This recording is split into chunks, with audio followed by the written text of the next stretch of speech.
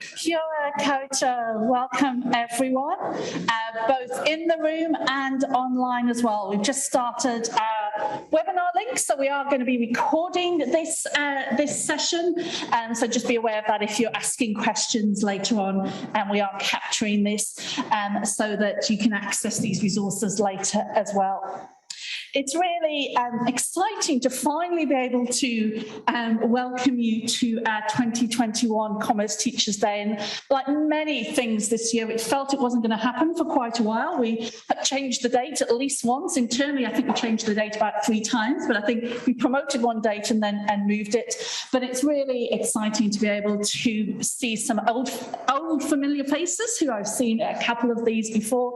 And also we've got some new faces in the room and online as well. So whether or not you're in Auckland and enjoying that first day of coming out of the alerts into the traffic lights, or you're elsewhere in the country or here in Wellington, we've got a really interesting programme for you this morning. To take you through some of the things that we think are going to be quite interesting for our commerce teachers. Purpose of the day is, as always, to give you, for you to learn something new, for you to network with colleagues, and obviously that looks a little bit different online for those of you who are online compared to those of you who are in the room. But we'd like those of you who are online to use some of those breaks we have as a break away from the screen, because we all know what it's like when you've kind of got intensive watching happening.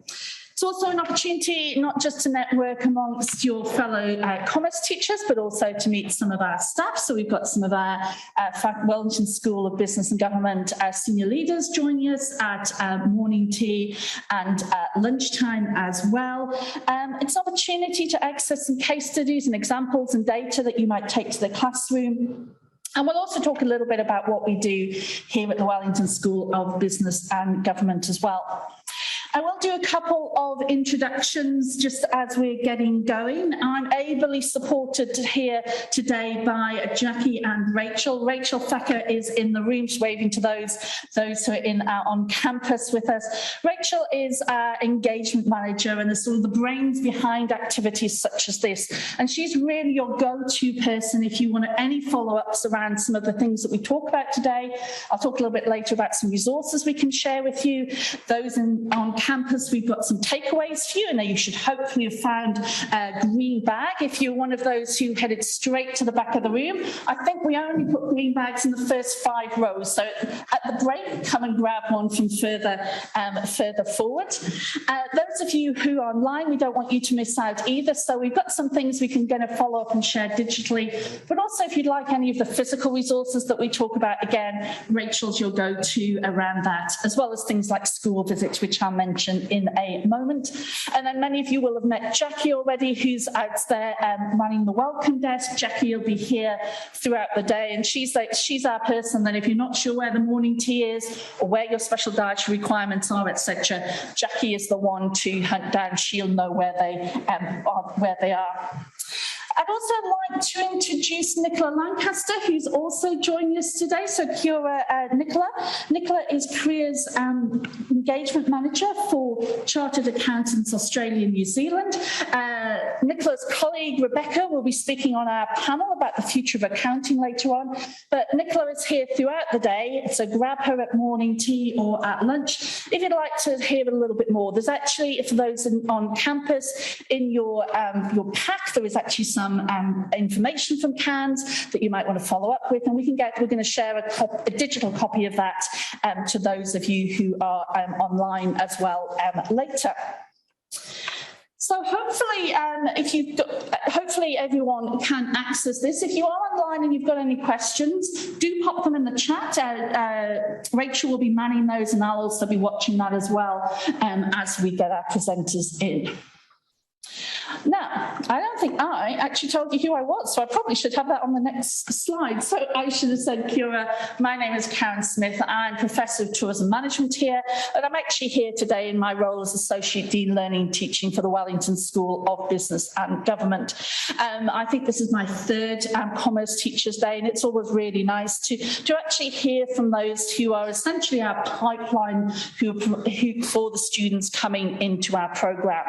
We're doing some really exciting exciting work at the moment at the university. Particularly, we're starting off a project, slightly delayed project, let's be honest, around our Bachelor of Commerce. So we'll be coming out to you next year to get commerce teachers' input into what you see as kind of the commerce future of today and the commerce degree of today and tomorrow, and get some input into what you see as really important in that space. We know that you're also having lots of changes happening in the NCA level space as well, so another opportunity for engagement. So I'm just going to say a couple of things which relate to those of us in the room here. So welcome to campus. Now, the emergency procedures, if we do have the fire alarm does sound and we do need to leave, there's 2 exits either side. This is where I feel a little bit like I'm on the aeroplane, because there were also 2 at the back as well. Once you leave out, if you just go out, the nearest exit is to the left as you come out, which will take you out towards the buses, but there's an alternative if you go to the right, which many of you will probably have come in. Our assembly point is across Bunny Street, which is the road, take you into the old government buildings area there. So that's where we would go.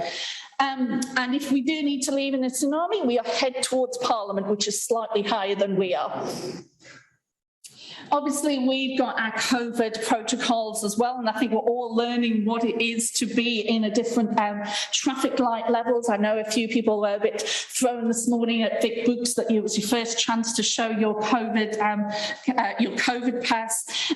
We are using the Tracer app, so if you haven't signed in already, there are signs around the room and elsewhere in the building as well. We've got hand sanitizer available, and as you can see, a bit of social distancing in this space as well. And I know a lot of people are still wearing masks, and that's all great as well. If you do want to access Wi-Fi, you've not worked it out, you can use the Wellington University guest Wi-Fi. So if you just find that on your Wi-Fi settings, click don't have an account at the bottom. You do need to pop in an email address. That can be any email address, and then just agree, and it'll take you through the register to do that. So you can click onto that at any point.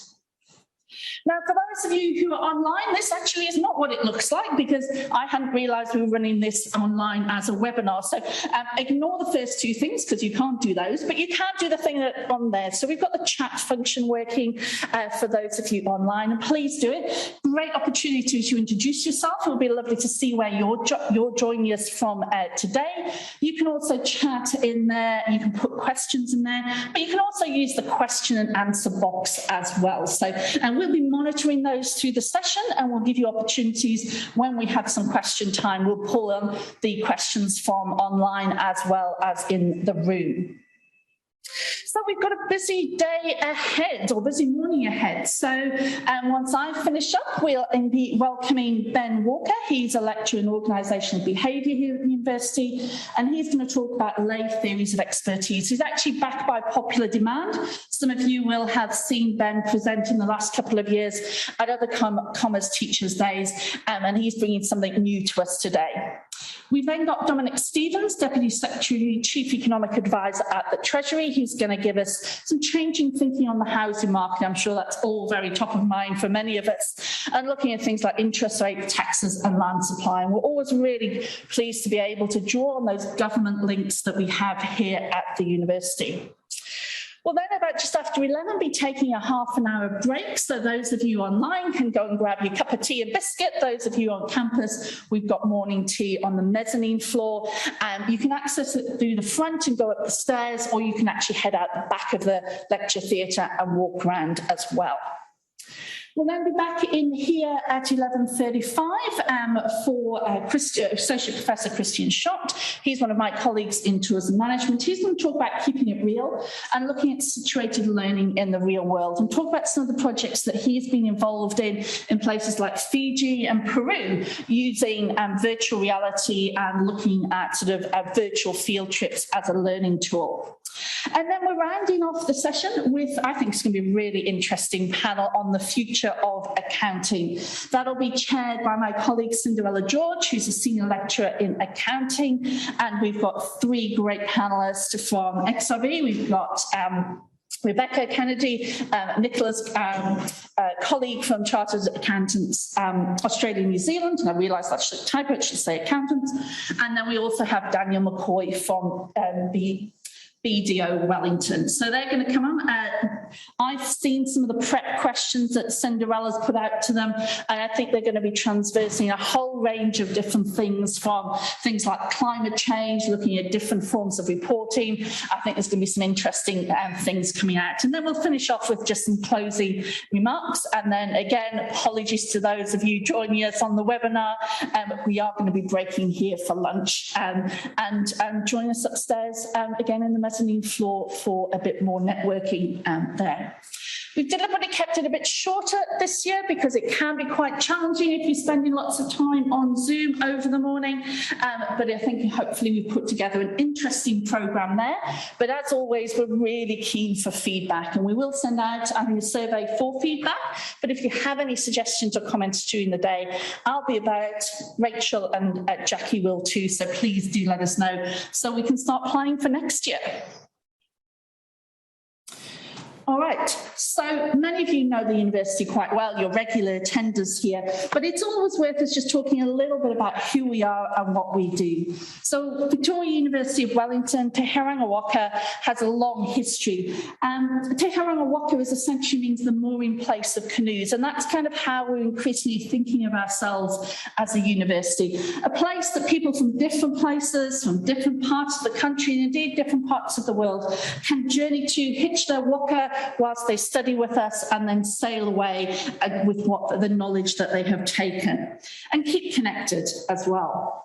We're also a capital city university. You can see in the image there just how compact Wellington is, and as well as the Calburn campus up on the hill. We're obviously down here, the Wellington School of Business and Government, in the heart of the commerce and the public sector district. And we really sort of value that input from the commercial and the public sector and the not-for-profit sector as well. And we bring that into our classrooms, and you'll hear some examples, I think, about that today. But thinking about the intersection of commerce, government, and the social implications of those economic decisions which are made just right across the road.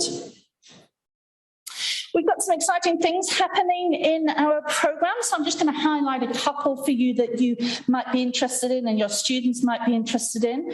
We have just launched a new minor in Business Ethics and Sustainability Management.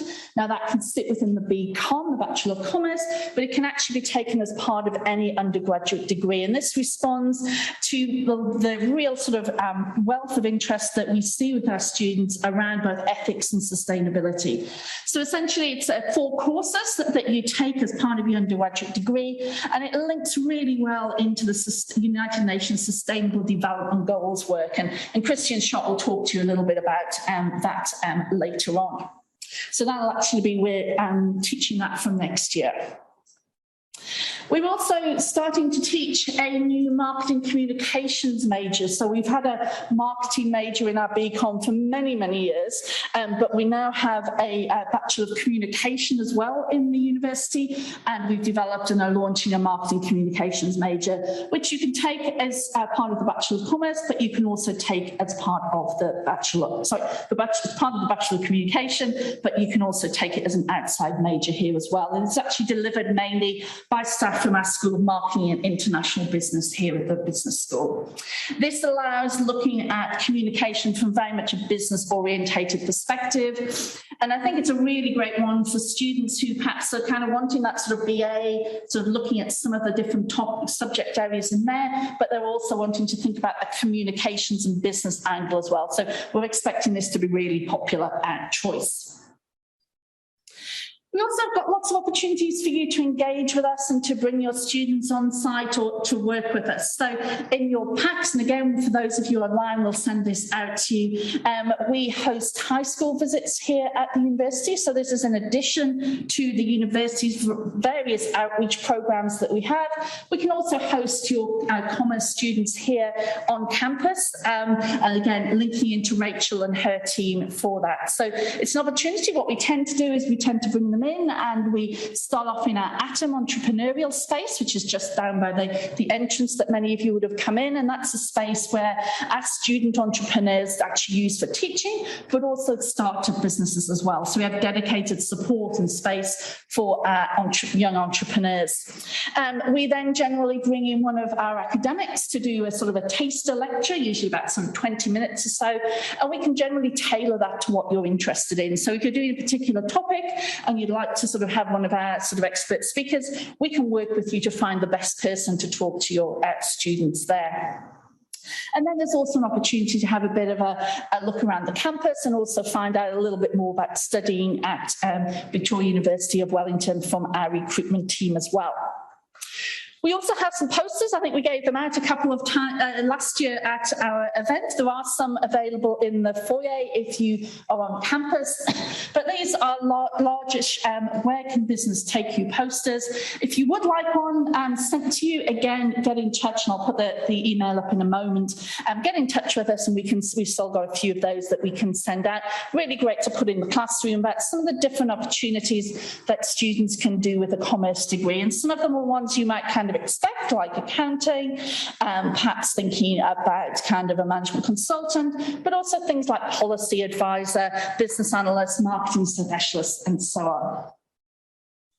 And that's the way to connect with us. Please do keep in touch. The best way to email us is commerce@vuw.ac.nz, but we also obviously are on the social media as well. And it's a great way to keep in touch with us and follow up. All right, well, very well timed. I'm going to introduce now our first speaker of the day. Just before I do that, just checking if there are any questions online or if anyone in the room has questions before we kick off. All good here? All good online? No, I will say that we didn't someone from Ireland. We have gone international. You're welcome. So I'm going to pass over to our first speaker. Some of you will have met him at previous events, so he really is back by popular demand.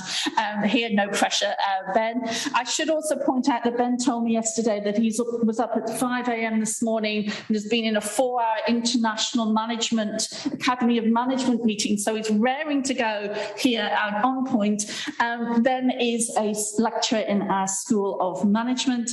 I'm not going to tell you much more because I think you've actually got a couple of slides talking a little bit about your journey, but it's really great to have you with us, Ben. I'll pass over to you. We've got the clicker working there, and we also can see that. You're right.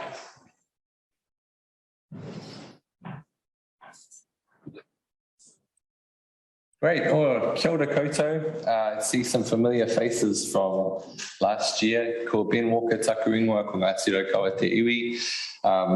Yeah, as Karen said, it's nice to actually see some real people in front of me after the last 4 hours. Apologies to those on Zoom. I hope I don't cause you the same sort of experience I just had. And Rachel, you're going to see you monitoring the chat, eh? Yeah, cool. I have to make sure I'm used to like moving around, so I'll try and make sure I stay in the screen for our Zoomies as well. So the research I'm going to talk about with you today is really something that's very much ongoing. I've been working on it for about the last 2 years. One thing I forgot to put in the program is the question mark there. Very important, because I don't actually know the answer to that yet, right? It's very much a question and something that we're still looking into. But still, there's some interesting things coming out of it. And it was actually a cool opportunity when Karen approached me about this. I thought to kind of share it with you and see what you think. Just a little bit about myself. I did go to school here in Wellington. I actually went to Nainai College out in Lower Hutt. I did my undergraduate and honours and masters here at Herenga Waka. I worked for a couple of years in the public sector. I decided I really missed university, so I went and did a PhD at UNSW in Sydney, Australia. And then at the end of that, I got a job here back in 2018. So I've returned and been here for about 3.5 years. But when I was over there in Australia, I thought I'd tell you a little bit of a story. Like I always think the most interesting part when people are presenting research is hearing where it came from, the backstory in a way, the behind the scenes. So the behind the scenes for this project really was when my daughter was born. So this is my daughter Evie. She was born, it would be 4 years ago in February. But as you can tell, when she was born, she had to have all this stuff hooked up to her. It was a little bit unusual. You can probably guess she was premature. So she was born 9 weeks early. And this created this really interesting experience for me. I mean, it was scary, but as time went on, she spent the first 5 weeks of her life in hospital in the neonatal intensive care unit. there in Sydney. And so I got to spend a lot of time just sitting around in this hospital observing things, which for someone who considers themselves, a social scientist is kind of amazing. The thing is I couldn't use it for research purposes, obviously, because I didn't have ethics approval and I was looking after my daughter. But it was really interesting to see, in between looking after her and doing the things with her, just seeing the way that different parents of these babies were interacting with these medical experts, be they nurses, neonatologists, or other doctors around the place. It was especially interesting because at the time that this happened, I was finishing off my PhD. My office was 10 minutes from the hospital. It was like somehow that worked out really well. It was a very strange time, but I was bouncing between doing shifts in the hospital with her and trying to finish the thesis off before the deadline. So I was very much immersed in this idea of, what does it actually mean to develop expertise and how do we get it? And in those interactions between parents and doctors in the hospital, I started to see some very interesting things. Some of them seemed to go very positively and they were very smooth and easy and everyone was kind of happy. And some of them went horribly wrong. And the more I started to watch this kind of unfold, the more I started to think that, there's a lot of things going on there. People are very emotional because it's their children and the stakes can be really, really high. But one of the things I started to realize is that a lot of the time, the central issue was a difference in basic assumptions about what it means to be an expert. That, to me, seemed to be a major issue in these situations and these conflicts often between parents and medical experts. So by the way, daughter, she's fine now. That was her on her birthday earlier this year, so she's doing really, really great. But that experience really led me to start thinking seriously about this question here. How can we actually explain and understand these unproductive interactions, both that people have with experts if they're seeking them out, but also in terms of experts, maybe not conducting themselves in especially helpful ways. So I was really thinking about this question following that experience with my daughter in the hospital. I started talking to my friend Lauren about this. We started our PhD at the same time and finished more or less at the same time. And I started talking to her about this because her thesis was all about these things called lay theories. Lay theories. Has anyone heard this term before? No. So it's not something that's super, commonly used, but the basic idea is actually really, really simple. They're basically just, when psychologists talk about lay theories, or sometimes they call them implicit theories, they're these subjective assumptions that all of us have about what the world is and how it works. Right? And those lay theories we begin developing from the time we're babies. If I cry, I get fed or someone attends to me. We develop these lay theories from the moment we're born, basically, and continue to develop and refine them throughout our lives. And we develop them both about the physical world. If I go out in the rain without a jacket, then my lay theory indicates I'm going to get wet, I might get sick, it might be kind of miserable, but also importantly, about the social world and about ourselves. So Lauren's thesis was all on this kind of thing, and her specific focus was actually on something you're probably very familiar with, maybe too familiar with as educators, but this idea of fixed and growth mindsets. So Carol Dweck has done a lot of the research on that. So she called this stuff mindsets to really make it, basically easier to translate. Mindset sounds a lot more catchy than implicit theory, right? So it's clever marketing on her behalf. But all of the research she's actually done is under the umbrella of implicit theories of intelligence and abilities. So you already know probably quite a bit about one form of these lay theories, right? So while her focus was on people's assumptions about how do you develop intelligence or skill, between myself and Lauren, we really started to wonder, well, how could we ask similar questions about people's assumptions about expertise? What does it even mean to be an expert, and how do you kind of get that and with what consequences? So we decided to collaborate on some research, and this was really our big question that we've been working on for the last little while, and looking at what kinds of lay theories of expertise are out there in people's minds. So we know with the lay theories or the mindset stuff, there's sort of the fixed and growth are the two main dominant types that people vary on. We wanted to see what's out there in terms of expertise. So then another funny thing kind of happened in this process. We wrote a really short sort of paper for a conference about this early last year in January 2020. And in the introduction to that, I was following quite closely at the time. There was a measles epidemic in Samoa, which was big news. Some of you might remember it, and it was a lot of cases and kids were dying and stuff, and it was serious. And we used that as sort of, to highlight the consequences of people not engaging or experts not engaging with people appropriately in terms of things like vaccination. Right. Little did we know that a month later, this COVID thing would come along and happen, and all of a sudden, all of these issues are suddenly magnified 100,000 times over, which has obviously been devastating in terms of deaths and other social consequences. But for us as researchers, we were like, wow, here's a chance to really study the very thing we're interested in a lot of detail with a lot of different data sources that we can draw on. So there's a sort of a running joke, I think, in academia at the moment that everyone has their sort of COVID moment, where they find a way to write a paper or do a study on something that has COVID plus whatever their research interest is. So with us, though, to be fair, we were sort of already thinking about this, and COVID became a vehicle we could use to study it a lot more closely and specifically.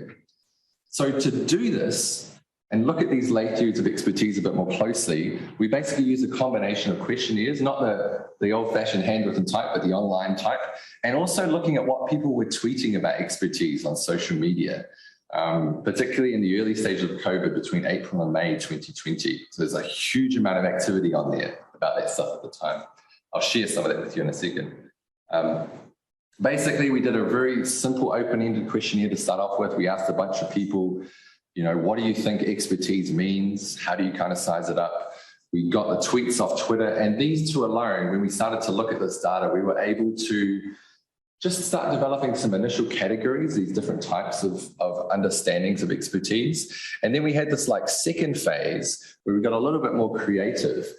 And we got people to, these big representative samples in the USA, to generate lists of words they associate with expertise. We took the most common words and we got another big group to sort these words into categories. And then we looked across all the participants to see what categories were common and whether those sort of aligned with our initial thoughts from that first phase, right? And whether we were sort of what they call triangulation, I suppose, converging on the right or a valid structure of categories of lay theories of expertise.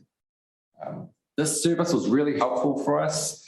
Prolific, it's basically an online service that helps you recruit research participants. That's why a lot of our research participants are from the US, because most of the people who sign up to the service are from there. They get paid to do studies, and you specify as the researcher how much they get paid and what you want them to do. So it's really revolutionized sort of survey research and stuff, but it was very helpful. I thought the easiest way to show you what we actually found is to show you how, I talked about getting participants, people to generate those lists of words associated with expertise. What that allows us to do in combination with the word sort is to quantitatively, we use this technique called cluster analysis, that basically allows us to see which words tend to go in the same places across all of the participants, right? So which words basically orbit the same basic idea or assumption about expertise. And these were our 4 categories that our cluster analysis after a few iterations gave us. And you could probably intuitively see, right, that there are sort of, they make sense to a degree, right? The last one, the blue one, is a little bit confusing. But I mean, this first one, you can see all of this here is basically suggesting that expertise is about knowing a whole lot, right? That's the key theme. So we kind of call this the epistemic lay theory of expertise. The second one, the purple one, on the other hand, is quite different. It's not so much about knowing a lot It's about actually getting stuff done, right? Making things happen and solving problems. So we call that the practical lay theory. This third one really emphasizes, I mean, it still maintains the knowledge or the skill aspect, but it's really emphasizing this idea of having gone through some sort of special process, be it doing research or completing a degree or study, to get that. Right. So it's not like you've just gone out into your back shed or Googled a whole lot of stuff on Wikipedia or YouTube, right? There's some sort of systematic special process you've gone through. So we call that developmental lay theory. This last one it might seem a little bit confusing. I think it will become clearer to you when I show you some of the tweets about this. But in our view, all of this was really getting at the status aspect of expertise. It's something about your position in society relative to other people. So that one I feel is a little bit more blurry than the others, but I think it will make sense once I show you some of the stuff. So I thought what would be cool to show you next, recognizing we don't have a whole heap of time, are just some of the questionnaire responses and tweets that informed in that initial phase these categories that we sort of arrived at, because some of them are quite interesting. This one's really obvious. I don't even need to spend much time on it. I just sort of show you as the baseline, right? This was very common, understandably. A lot of people think about expertise as really knowing a whole lot, right? So you know a whole lot about something and you understand the grand ideas and things. Fine. On the other hand, though, we saw this really interesting variant of this lay theory that was a lot more sort of pessimistic and cynical and saying, so an expert is someone who knows a lot, but their knowledge is so narrow that it's basically useless, which as an academic reading that really, that hit me quite hard reading that one, seeing that in the Twitter data that we were looking at. But, it's a view that's out there, and that's what we're trying to canvass, all of these different views. A really interesting one we saw that is very rare, but it's definitely a thing. Like it's a way that people think about it. Is this idea that expertise, yes, it's about knowing a lot, but it's also about realizing your limitations. So knowing what you don't know, basically, that whole idea of Socrates, I'm the wisest because I realize that I don't know everything, that kind of thing.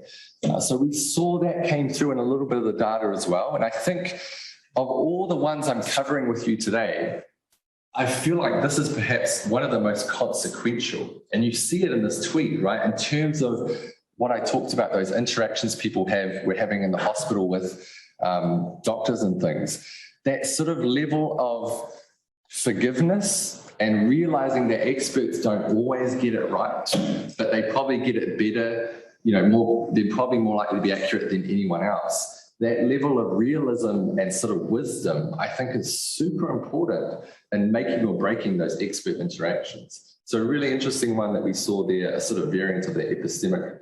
The developmental one, again, pretty straightforward, I think. We didn't see too many interesting variants with this one in terms of the Twitter data and stuff. Just people emphasizing process and going through special sort of avenues to develop your knowledge or skills. The practical one, again, is one that I think is pretty consequential.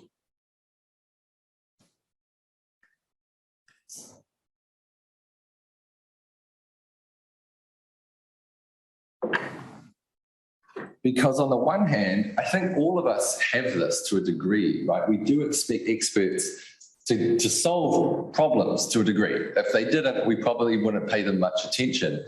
But at the extreme, and we kind of saw this on especially in the Twitter data, something about people on Twitter, when people endorse this particular lay theory, like they really, really believe in it to a high level, they're basically just consistently disappointed because experts always get stuff wrong, There's always a level of error involved in doing things like modeling COVID outcomes or predicting what's going to happen with vaccination or whatever. So the downside of this practical lay theory at the extreme is we think that it gives people unrealistically high expectations of experts, sets them up to be disappointed, and breeds mistrust and a lack of satisfaction. So I think this is another one that could be quite consequential. This one too was kind of scary because there were a lot of people in the Twitter data, like a really sizable amount, that basically just saw expertise as a status, and that's it, like a social status, purely a status thing, devoid of any functional substance, like knowledge, skills, whatever, doesn't really enter into the picture. Expertise is really just about your position in society and that you have these fancy degrees or affiliations or whatever. And I think you're seeing that borne out quite clearly in a lot of the conspiracy theory things and different movements that we've seen over the last few months, where that mistrust that this kind of lay theory breeds starts to become really consequential in terms of some of the social outcomes. We don't have any hard data on that yet, but I think this particular lay theory of expertise, this assumption that expertise is really just a status, and often people use that status for self-interested ends, which, that does happen to a degree, that's accurate. But endorsing this in the extreme, I think, is potentially quite problematic. So that's sort of where we've got to with things. All of that took a little while to do with navigating the different ethics processes and collecting data and things. But now, and I thought this might be a nice sort of segue into I think we've got about 10 minutes or so for questions or whatever. A nice segue into that part. What we're working on is really starting to think about and test. I've alluded to some of this in what I just said. What does all of this mean, these differences and assumptions about expertise, for the quality of interactions with experts? Do those interactions go well? Do they go badly? Do people learn a lot? Do they not learn a lot? As well as looking at the different combinations of these things, because the norm was that people didn't just have one of these views on expertise, they had a mixture of them, but they might endorse one or more of them to a stronger degree. So looking at those different configurations or mixtures is also something we're looking at. We're designing an experiment at the moment we haven't exactly identified the group, but some sort of experiment where we can start to tease these things out a little bit more. But I'd be really interested to hear from all of you, if anything I've said today resonates with something you see in your own lives, personally or professionally. I'd be really keen to hear some of those, because that's often how future research ideas are sort of inspired and where they come from. I don't want to plug the university too hard either, but if anyone wants to do a master's or a PhD or something and this stuff is interesting to you, then there's always that opportunity as well. Kia ora.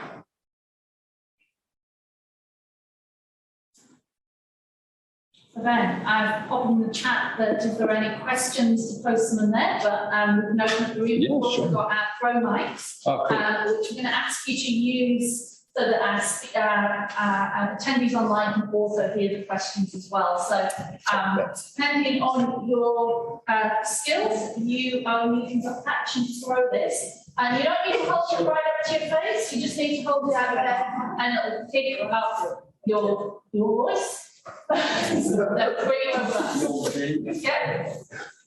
So, is it working? Yep. I'm not sure if you can actually answer this because, as you say, we didn't have ethics approval. But I'm wondering which of those four main areas of expertise, if there was a predominant one when you were caring for your little daughter in the examination unit. I think that, it's a really good question. I think that practical one was very salient for people, like very front of mind.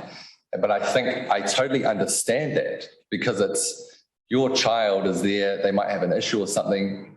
The biggest thing, like, I think your goal really affects it there, in that context. You want them to be okay. So you want the expert to come in and just tell you, here's how we're going to fix it. It's all going to be good. I'm going to make it happen.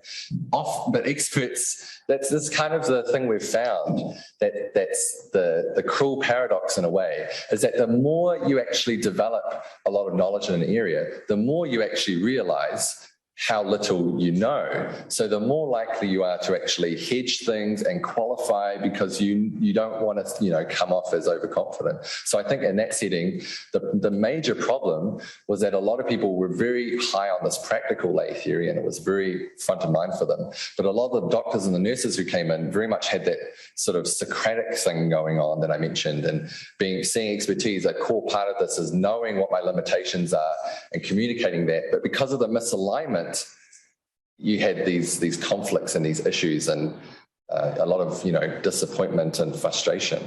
I want to look at that actually as a researcher. One of my hopes is to go back into that setting and try and see these things and actually put some hard data around these things, because I think that particular setting could be a really interesting, real world application of some of these theoretical ideas. Yeah. Can I was just wondering, in kind of similar vein, when you think social media itself is reaching the balance of these underlying assumptions of the people, it seems to me intuitively that maybe that sort of constructivist stuff is more likely to get more evidence. But yeah, just wondering if you have some view about the thoughts. Sorry, what was the first part of the question? Social media sort of rejigging those underlying assumptions or the balance of them. I think I just missed the first part. The social media itself. Social media. Skewing people towards one, like say, constructivist as opposed to others. Yeah. I think for sure, one of the things we point out in the limitations of the Twitter study, well, it's not really a limitation, but it attracts a certain type of person.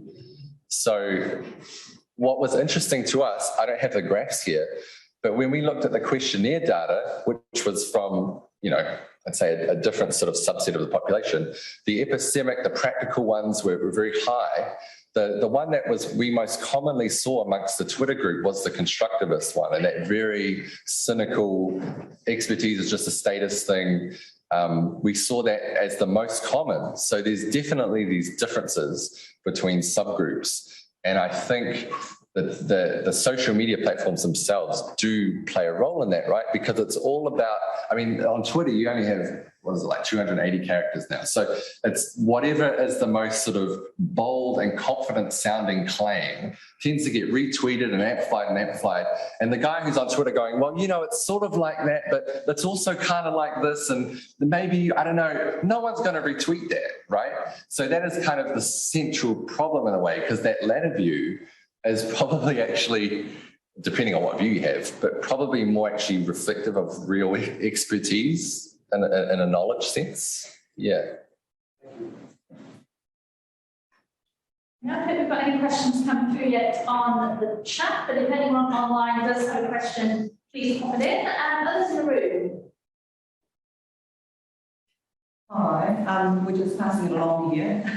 I'm just wondering, have you come up with any idea of how to deal? I guess people might identify sort of what category they might be in or veer towards, but constructivist ones are the ones that are quite vocal and causing a lot of angst. Yep. So any idea of how to deal with these constructivist attitudes and theories? I always hate it when researchers say this, but the good news is that when you look at the research on other forms of implicit theories, this is why it became so famous, Carol Dweck's stuff on intelligence and ability. The big thing for her wasn't that there's these two implicit theories, but that you can actually change them through interventions like education or workshops or coaching.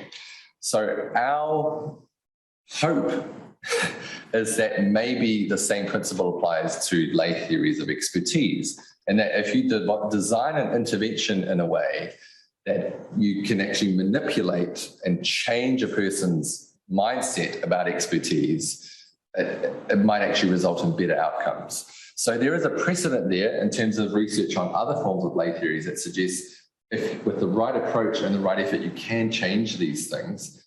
The downside is we don't know. This is why we sort of want to do that experiment that I talked about, to try this stuff out, because the lay theories of expertise might not be as malleable. It might not be as easy to change those as it is potentially some of the other things, but don't know at the moment. But I agree, if that is something that we could find, and if we could find a good intervention in particular for, I think, adjusting that constructivist one and the practical one, bringing it back down to a more reasonable level, then yeah, hopefully that results in some better outcomes in terms of things like vaccine uptake or whatever it is. Yeah.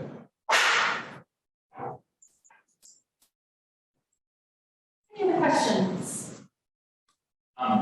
Sorry, this is probably more a comment than a question. Yep. I was just thinking from a teaching perspective, makes me think of interactions you have with parents at parent-teacher interviews, and how maybe different parents bring different attitudes to those, and maybe the way that you approach a conversation with a parent might depend on like your read of their kind of attitude. And I'm just wondering how it feeds into this, and maybe thinking about, rather than looking to adjust people's lay theories, like is there some work that can be done around giving experts the skills to have these conversations. That's awesome. In different ways, depending on. That's such a good idea. How Yeah.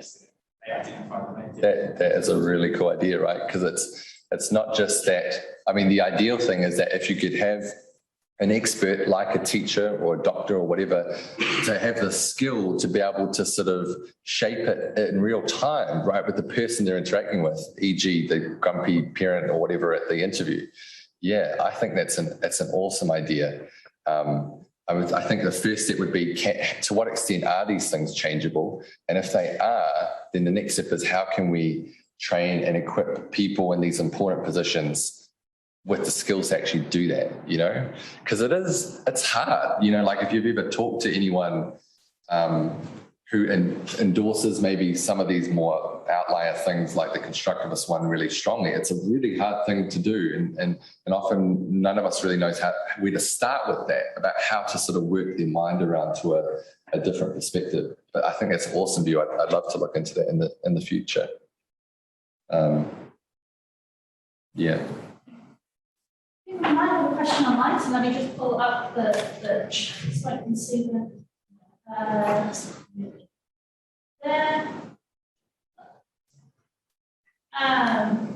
Quite interesting section. It gets me thinking about lay theories that might be affecting the decisions. Sorry, I can't just here we are. That might be affecting the design of performance management systems that teachers might go through. There's an expectation that teachers should have certain skills and capabilities, expertise. And thank you, my relate to lay theories, my research on MPMS. Really interesting. Cool. I think it's really great when the audience give further ideas for further research. Yeah. I think that's a really good example. I think a lot of those examples that we perhaps think of at the moment are health related, but I think there's real opportunity to apply this into a range of different areas. Ben, thank you so much. Thank you all so much for that. I really appreciate it.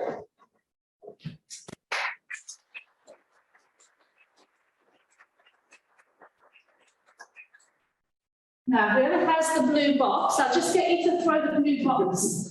I'll just get you to throw the blue box back down because it's very good at picking up sound. So anything you say to your neighbour will have been picked up. Now you can hopefully see we've got our next speaker there. So I'll just get Dominick to share his slides.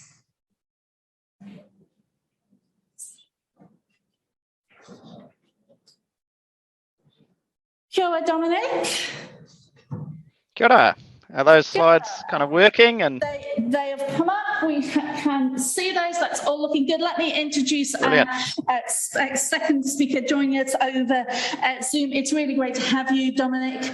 Dominick Stephens is Deputy Secretary, Chief Economic Advisor, and this sounds very important, responsible for ensuring that the Treasury's policy advice on lifting New Zealand's living standards is supported and strengthened by sound economic theory and evidence. Dominick's actually on secondment to Treasury from Westpac, where he's been Chief Economist for the last decade, leading a team providing forecasting research on New Zealand's economy.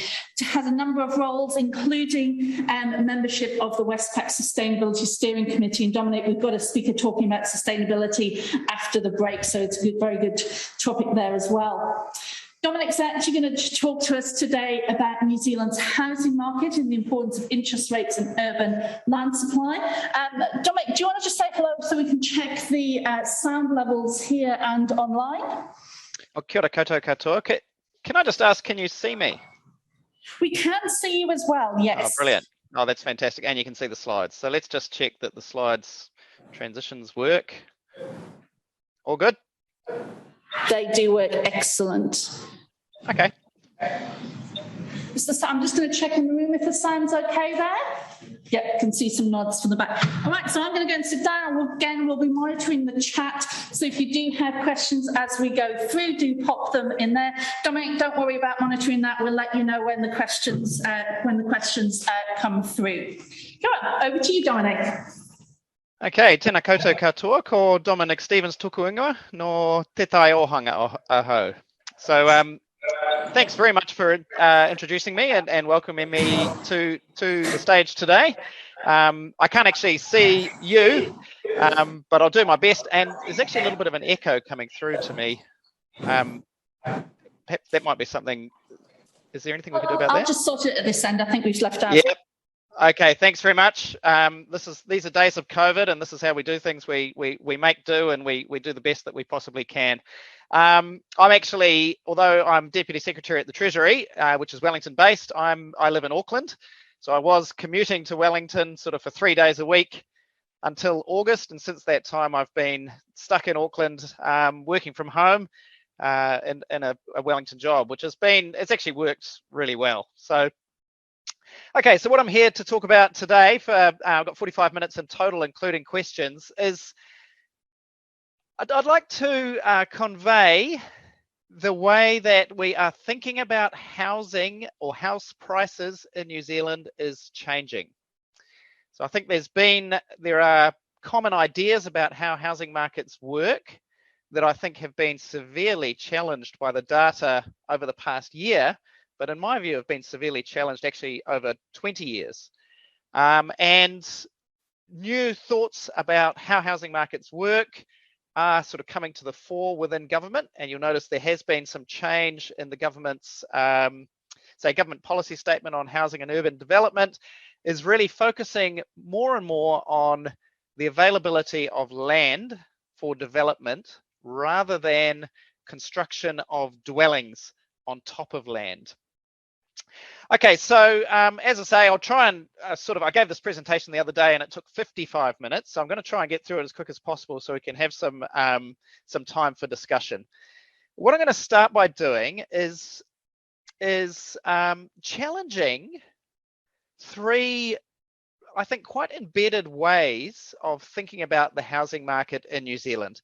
And I think these ways of thinking about the housing market do reflect, they actually reflect sort of well-established theories that were developed in the 1960s in the United States, and maybe once upon a time they applied. But as I say, I think the last 20 years of experience in New Zealand has really challenged three common ideas about housing in New Zealand.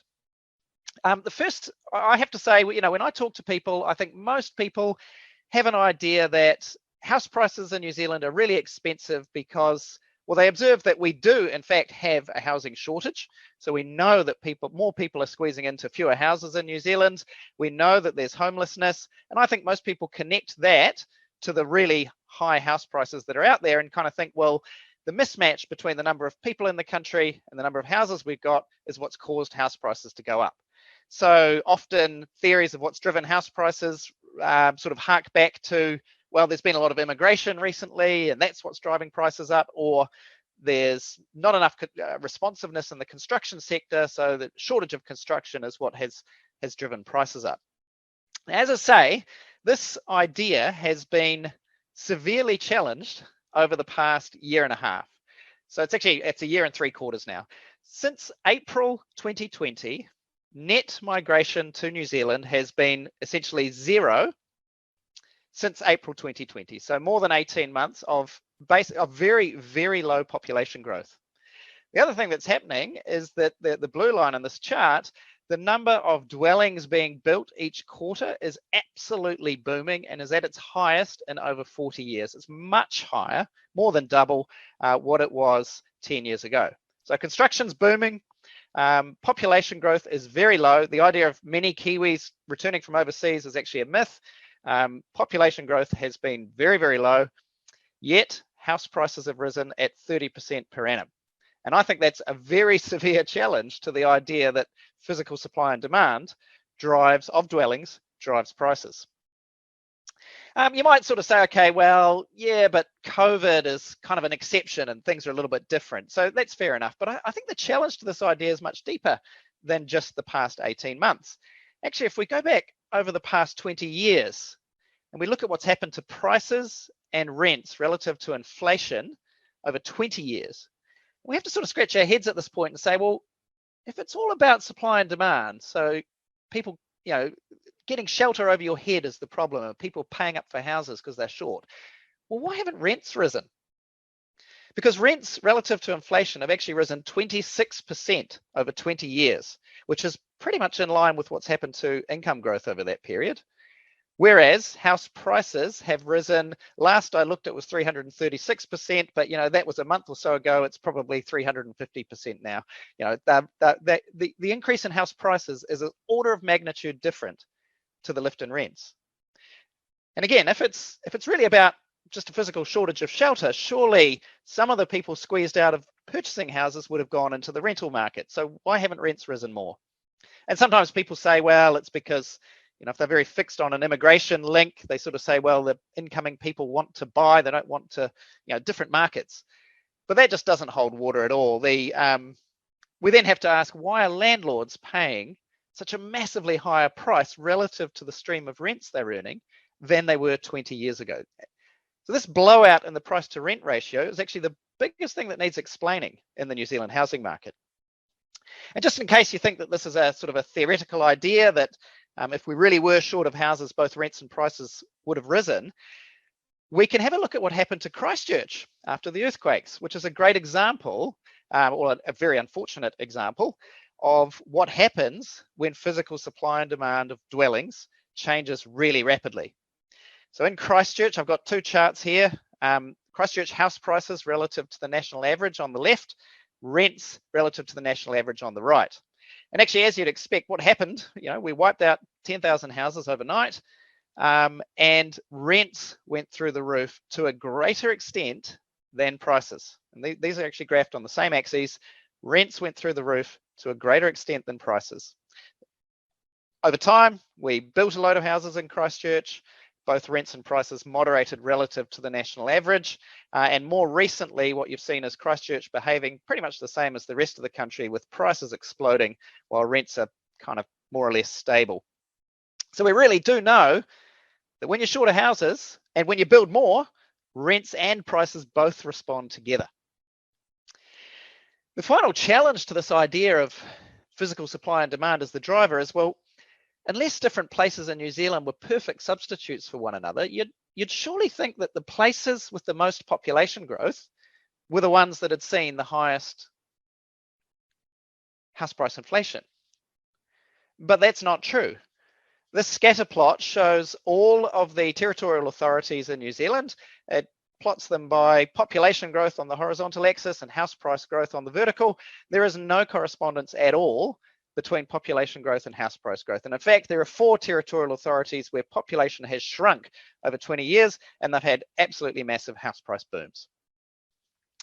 Okay, so hopefully I've at least challenged the first assertion people often make. The second would be construction costs. So people often say, well, it's kind of related to the responsiveness of the construction industry. People say, well, it's really hard to get construction done in New Zealand. You've got to pay all this money to the council. You got, difficulty getting supplies in. Your builders charge an arm and a leg, and they're really inefficient. And construction costs going up are what's driven house prices up. And if we just got construction costs down, we'd fix the housing crisis. Well, that's challenged by the facts to some extent as well. I do think there's something in this, but it's not really a big part of the whole thing. This chart shows what's happened to inflation over 20 years, construction costs, and house prices. The construction cost bit is the CPI new dwellings index. It measures the cost of building everything. And once you got the pipes into the section, it's the cost of putting the box on top of that, including your architects and your development sort of levies and building consent and all the rest of it. And it is true that in inflation-adjusted terms, construction costs have doubled in New Zealand over 20 years. So that's serious. But house prices have done much more than that, implying that the vast majority of the lift in prices has been in the land. And anybody who's owned a house over the past 20 years will know that each 3 years you get a bit of, you get a piece of paper telling you what your house is valued at, and it gives you a valuation for the capital and the land, and it's always the land that goes up. So land prices really are what has risen. To some extent, the price of putting a dwelling on the land has risen, but it's a small part of the puzzle. And I think that really challenges the idea that construction costs are the biggest driver. Okay, so that's two ideas that that I think are actually puzzles rather than, definitely set ideas. Now, if you're not already sitting, can I please make sure you are sitting for the next one, because I'm really going to push the boat out here and challenge a very sacrosanct idea. What I'm going to say is it's not actually completely straightforward to say housing is unaffordable in New Zealand. And I know that if this was a physical presentation, I would be chased off the stage at this point. So I'm lucky I'm not physically there. But just bear with me for a second while I work through this. At some level, you must know this is true, by the way, because 10,000 houses a month are trading hands at the prices we experience today. Somebody can afford them at these prices. So let's just trace through what's going on. And this is the Department of Housing and Urban Development's brand new housing affordability indices. These have just gone up on their website, and there's a really fancy tool in there where you can look at what's happened to various ideas of housing affordability across places in New Zealand. These are the national averages. Now, there's 3 different concepts of affordability in there, and the first is the Rent Affordability Index. And you can see over 20 years, so what it is the rent price index measured by Stats New Zealand versus median incomes in New Zealand. And you can see over 20 years, the change in the rent affordability index, the change in the rent price index has been similar to the change in median incomes. So rent affordability sort of hasn't gone anywhere on average. And again, that chimes with the idea that it's not really rents that have risen over 20 years. Now, I do know that averages disguise a lot. So there are times and places where rents have gone up. I already mentioned Christchurch. I know that Wellington right now is a place where rents have risen quite rapidly over about the past 4 or 5 years. We're doing a deep dive into Hamilton. We know that, and Rotorua, those are other places where rents have risen quite rapidly relative to incomes. And it's a big lift in rents is often a worse societal outcome, because often more vulnerable people are renting, and there's no sort of capital gain for renters to sort of ease the pain of lack of affordability where it occurs. The other thing, of course, is actually rents for pretty much across the board have risen about the same amount. So small, medium and big houses, flash houses, apartments, they've all risen about the same percentage, but incomes have not. So the lowest incomes have not kept pace with the median. And that means there is a rent affordability issue among the lowest income New Zealanders.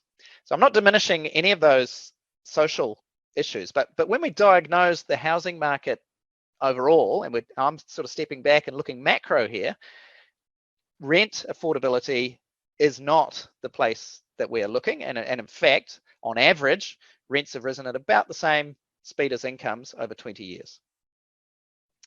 Second concept is, and by the way, on these charts, up means more affordable, down means less. Mortgage affordability is the next concept, and what that measures is the weekly cost of servicing a 2-year fixed rate mortgage at a normal house price compared to the change in median incomes. So it's basically just saying it is in fact cheaper to service the massive mortgages people have today than it was to service them when house prices were half what they are today, but mortgage rates were more than double what they are. The mortgage affordability index is far higher than it was in 2001 and far higher than 2007. And even it's mortgage affordability is better than it was even just a few years ago. Rapidly changing, by the way, as mortgage rates rise, but still, this is kind of a really key point. People who are able to muster a deposit, the people who already have the means to get on that housing ladder, are actually finding housing very affordable right now. And that's a really interesting idea. And I think it's worth pointing out because it focuses us on the real problem, which is deposit affordability. So the deposit affordability index measures a 20% of fixed deposit level on a house. How has that changed relative to median incomes? And it has plunged. So it is much harder, twice as hard now, to muster a deposit on a median income than it was 20 years ago. So if we narrow in on what the actual social issue is, there's distributional issues and rents. But the big thing is the people who, it's much harder to muster a deposit. Severe problem for young people, so locks them into renting, and a problem for people who perhaps are on lower than median incomes and can't muster the lifting hurdle that is required to muster a deposit. There's actually this is a good framework for thinking about it, because in a way, if you think about it, the rampant affordability of borrowing money today to buy a house is precisely what's driven prices up and has caused the problem with deposit affordability. So one group of New Zealanders is doing very well out of this, obviously, and one group of New Zealanders is really struggling, and that's really the problem. Probably the other thought that occurs when you look at this is the next time somebody says, why are people paying 9 times income for houses today when we used to only pay 3 times income to buy a house? The answer is they're not, because really when you purchase a house, you don't pay away $800,000 today, whereas you used to pay away $400,000. You purchase an $800,000 asset, which you can later sell or downgrade in your old age and use the capital. So you're not paying away $800,000. What you're doing is tying up $800,000. And as the Mortgage Affordability Index shows, actually the weekly cost of tying up a bunch of money or borrowing is less than it was 20 years ago. People are not paying a hugely higher proportion of their income to borrow money to buy houses. What is happening is it's really hard to muster a deposit, and that has created it's redistributed wealth in uncomfortable ways. It's prevented people from getting into the market, and it's, as I say, deposit affordability is the actual issue. Okay, so hopefully I've raised a few thoughts that are less than common. And by the way, I forgot my little disclaimer at the start, which is that the views expressed here are my own. I am drawing on experience from Westpac and Treasury, and I'm the chair of a housing technical working group, which is a cooperation between Treasury, Reserve Bank, and the Department of Housing and Urban Development. But these are my views, and I will try to sort of explain which parts are my observations and which parts are sort of more consensus. Okay, so as I say, it's not so much about physical supply and demand of dwellings. It's not so much about construction costs. And actually, some people are finding this housing market really affordable, while others find it really unaffordable. I'm going to propose that actually interest rates are the biggest driver of house prices in New Zealand. So this chart shows you that over time, the ups and downs of mortgage rates in New Zealand are closely correlated to the ups and downs of house price inflation in New Zealand. I've highlighted the ups, but the downs also kind of match up. I have, in fact, this is a simple way of showing it, but I have in fact done loads of statistical analysis on this, and anybody who researches this at a macro level cannot get away from the link between interest rates and house prices. It really shows up in regressions. And I just want to say right at the start, this is not a beat up of the Reserve Bank or a proposal that we should change the way the Reserve Bank operates, because as Adrian Orr said a week or two ago, New Zealand's a price taker on interest rates. The big thing that's happened over the last 20 years is a global drop in interest rates, and we could no more have stopped that arriving on New Zealand's shores than we could have stopped, than King Canute could have stopped the tide. Globally, there's been a big drop in interest rates, and New Zealand had to take that. But what I'm going to propose is that a big decline in global interest rates over the course of 20 years in the context of constrained urban land supply is what has driven prices up in New Zealand. Okay, so why would interest rates affect house prices?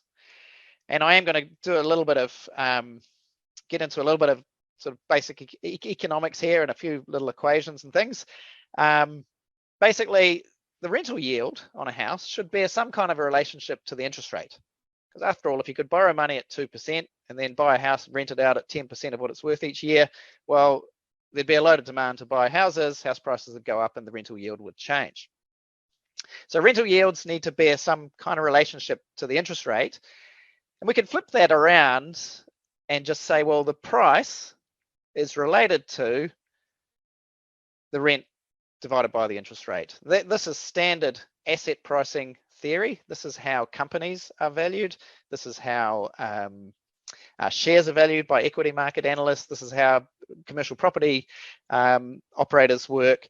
Basically, what we're saying is that the price of an asset is related to the discount rate, which is effectively the same as the interest rate. So interest rates change, price to rent needs to change, or you could say, well, prices adjust. And in the case of housing markets, it's actually not just rents that matter. You've got to think about capital gains, you've got to think about taxes, you've got to maintain the house. You've got to think about people who are willing to pay for a house, not just because of its financial worth, they might have fallen in love with it and think it's a cute house and want to buy it and all the rest of it. So there's a thing called a perturber equation, which links prices and rents and basically says that the price of a house should equal the net present value of the future flow of rents, capital gains, less maintenance costs, and the net, as we know, net present values are closely related to interest rates or discount rates, which appear on the bottom there. So this basic perturber equation, as I say, it tells you how prices should be related to rents.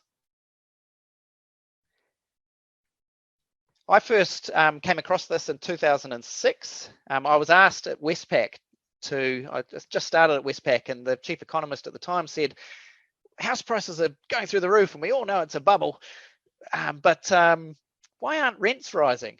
And I discovered this equation and said, well, rents aren't rising. Well, of course, the price to rent ratio has changed because interest rates have plunged. There have also been some tax changes, and inflation's higher, which is creating this expectation of capital gain, and that's why the price to rent ratio has changed. And I later realized, well, hang on, rents are really stable relative to income. So it's actually prices that do the adjusting. And ever since that point, I've been using this idea to forecast house prices at Westpac. So you can see, using that same equation, we calculate a sort of a theoretical value of houses, the net present value of the future flow of rents. We compare it to actual house prices, which is the blue. And we've made a number of really good calls over time about what's going to happen to the housing market. And most importantly, and notably, in June 2019 at Westpac, we forecast a house price boom. Interest rates were plunging.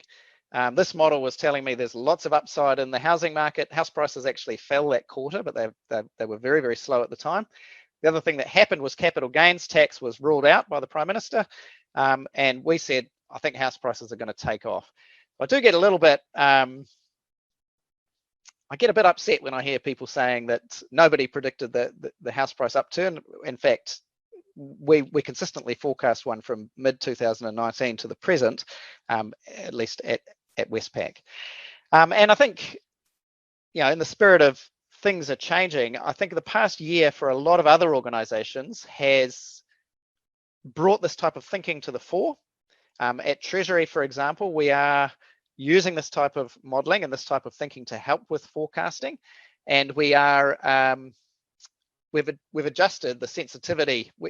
We've learned from the past year, and we are anticipating that interest rates will have, or recognising that interest rates have a greater role in determining house prices going forward.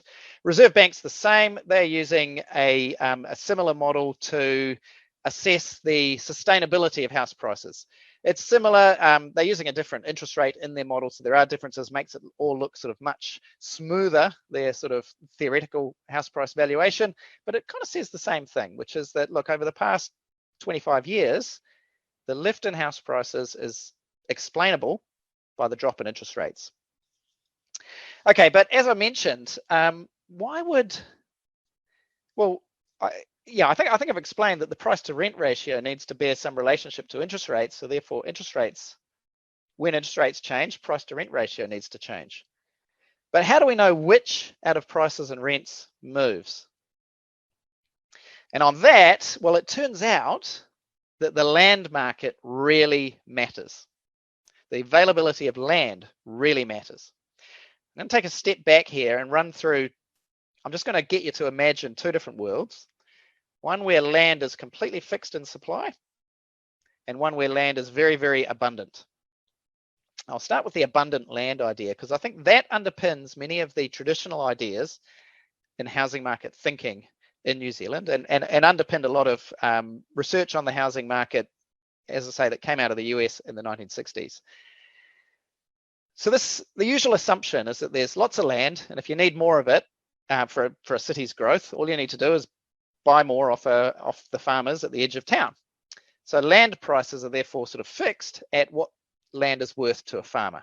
And yes, land prices kind of are higher closer to the central city, but the whole curve is kind of set by what land is worth at the edge of town. That kind of is a real anchor to land prices throughout the city. Now, in this idea that there's plenty of land and we can just always get more off the farmers at the edge of town, well, house prices, land prices are fixed, and therefore houses should really trade at the land price plus the cost to build new ones. After all, if they didn't, if let's say house prices were above land price plus cost to build, well, people would go out, buy land off some farmers at that fixed price, build the houses, increase supply, and bring prices back to this land price plus cost to build. And this is known as Tobin's Q, and it's probably a key idea that has driven this thinking about construction costs, the link between construction costs and house prices. And in this model, well, we know that the rent to price ratio has to bear a relationship to the interest rate through the Poturba equation.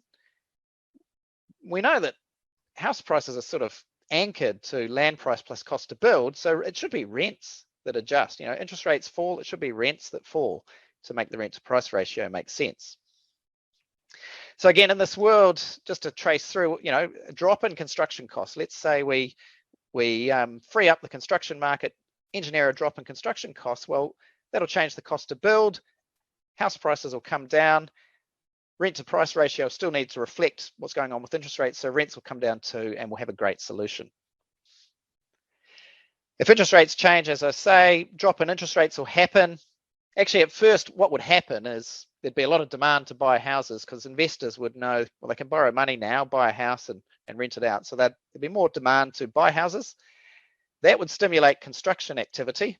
So house prices would go up, stimulate construction activity until house prices fell back to that land price plus cost to build, and rents would also drop away. So the rent to price ratio makes sense. And in the long run, you'd see a decline in interest rates leading to lower rents, not higher prices. Okay, so that's one kind of extreme assumption that we could be working with. Let's just for a moment imagine a world of completely fixed land supply. So we're Singapore, we're an island, there's no more land. And I'll just trace through how things work in that world. In that world, the price of land is free to deviate from its value to a farmer. I mean, it's fixed in supply. There's no real anchor to what land might be worth. Or the anchor is really what the owner of the land can rent it out for in the market. So rents actually become the anchor to the system. You know, there's a population, there's a certain supply of land, there's an income level of the population. You imagine the old supply and demand curves, it's kind of a vertical supply curve and a sloping demand curve, and you end up with a price for renting land or property per week. So rents get fixed by the population's ability to pay and the landowner's ability to extract rent from the population.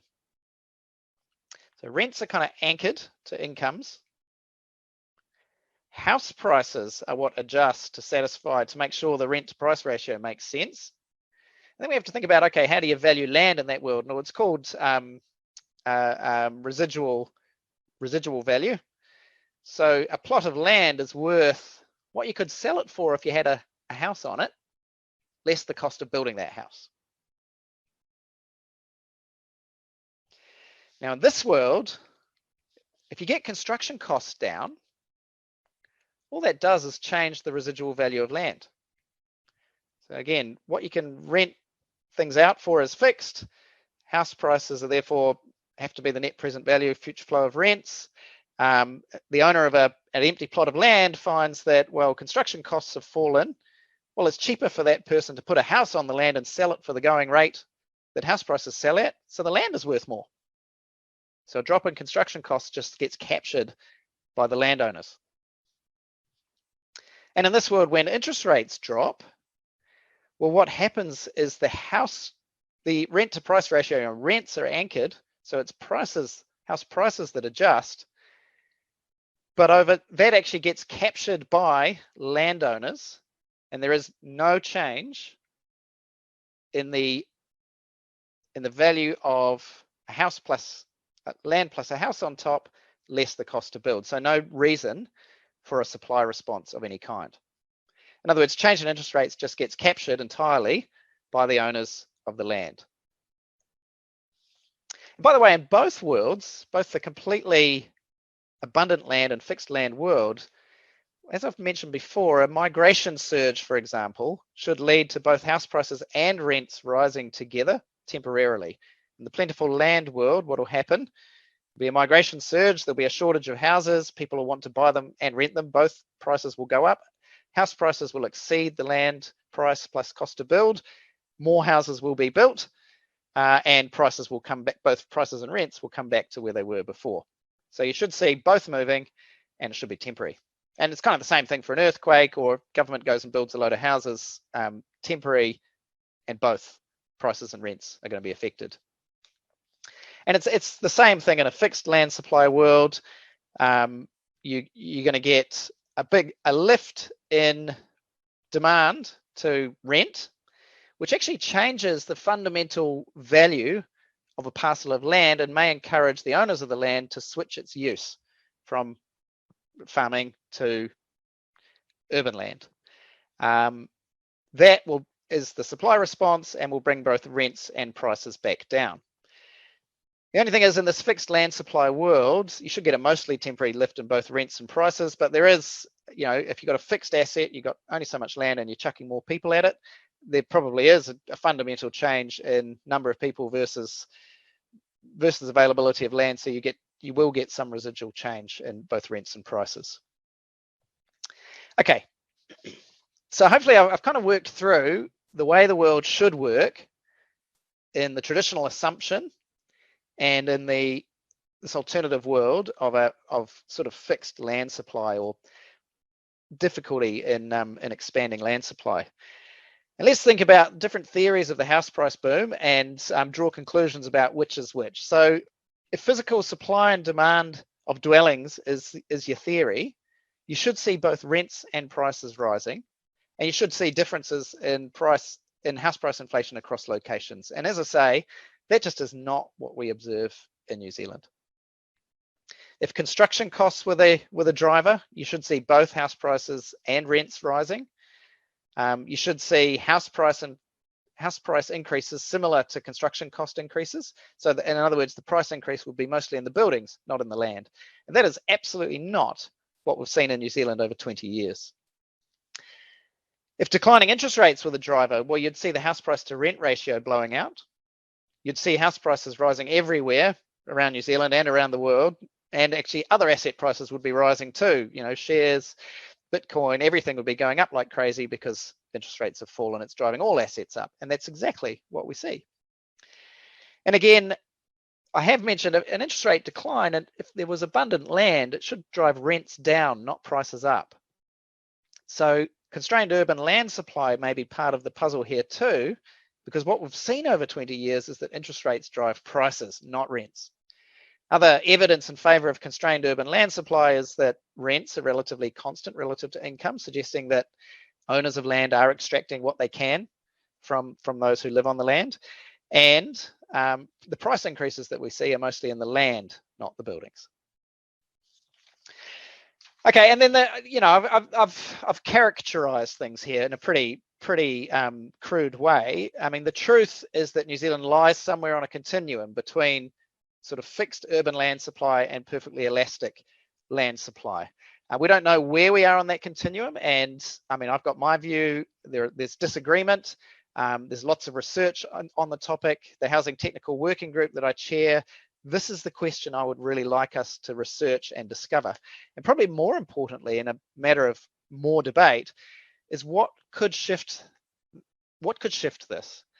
And how much is it possible to move from a world where land supply is fixed, rents are extractive, interest rates affect prices, through to a world of more elastic land supply where things work differently and more like how we would hope they would work.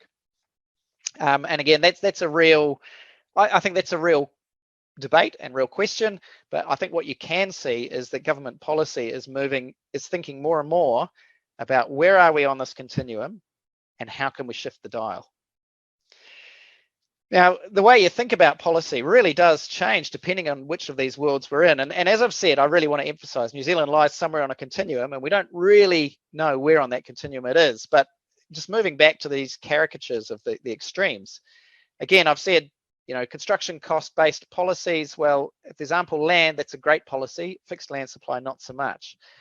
Boosting effective land supply, obviously, that's redundant if you've got plenty of land, and it's key if you think you're in this constrained land supply world. It turns out that taxes, though, behave quite differently depending on how the world works. I just want to skip over because I'm conscious of time. I think people are often concerned that if we introduced a capital gains tax, it would end up renters would end up paying the tax effectively. So rents would rise. And that is actually plentiful land model thinking. The underpinning of that idea is that capital gains tax would come on, there'd be a reduction in demand for houses, fewer of them would, house prices would drop below land price plus cost to build, fewer houses would get built, and over time that would lift house prices back up to land price plus cost to build, but rents would be higher. So the capital gains tax changes this perturber equation, and renters end up paying in the plentiful land assumption. But I think the real world is closer to this really constrained land supply idea. And actually in that world, if you introduced a capital gains tax, well, rent remains pretty much fixed in the market, and it is house prices that adjust to things like a capital gains tax. And in fact, because cost to build is what it is, it all gets bound up in the land price. So actually the incidence of a capital gains tax would fall entirely on landowners in a completely fixed land supply world. So I just perhaps to go back to, this is a few other sort of ideas about policy points that kind of matter for this. Things like a rent to buy scheme kind of works in either world. Restricting migration or building houses is probably actually only a temporary response in either world. And the one I haven't written down is Reserve Bank. And I just do want to emphasize that Reserve Bank could no more have prevented interest rates from falling away than King Canute could have stopped the tide. Things that would help us out. So how do you go about boosting effective land supply? And I'm a little bit conscious of time here, so I can't spend long on it. But what do we mean by shifting the dial and boosting effective land supply? You need to, just a few ideas here, you need to create land market competition within the city. So this is not necessarily about allowing cities to grow on the outside. It's about, if you restrict the use of land inside the city by restricting intensification, for example, then effectively you are restricting the supply of new land available for new development. So this is the thinking behind the recent change, where the government has really created quite a high burden for councils to be able to stop people from building houses, dwellings or buildings that are 3 stories high. You do want to also create competition at the edge of the city. So rural urban boundaries maybe need to be rethought. But a key thing is the effective supply of land really depends on the availability of infrastructure. You know, if people can't get to a location effectively, then it effectively is outside of the pool of available urban land. So infrastructure, both to the edge of the city and within the city, become really important. You can't just fix up one city because then people would pour into other cities and use up the available land there. This needs to be a nationwide effort. And what we need to do is ensure that incentives and institutions are aligned to freeing up land supply in New Zealand. So the key point here is there's a big difference between the supply of dwellings and the supply of land. And I'm not so sure the supply of dwellings is influential for house prices in New Zealand. I think it's actually the supply of land we need to focus on. Interest rates are a key driver of house prices.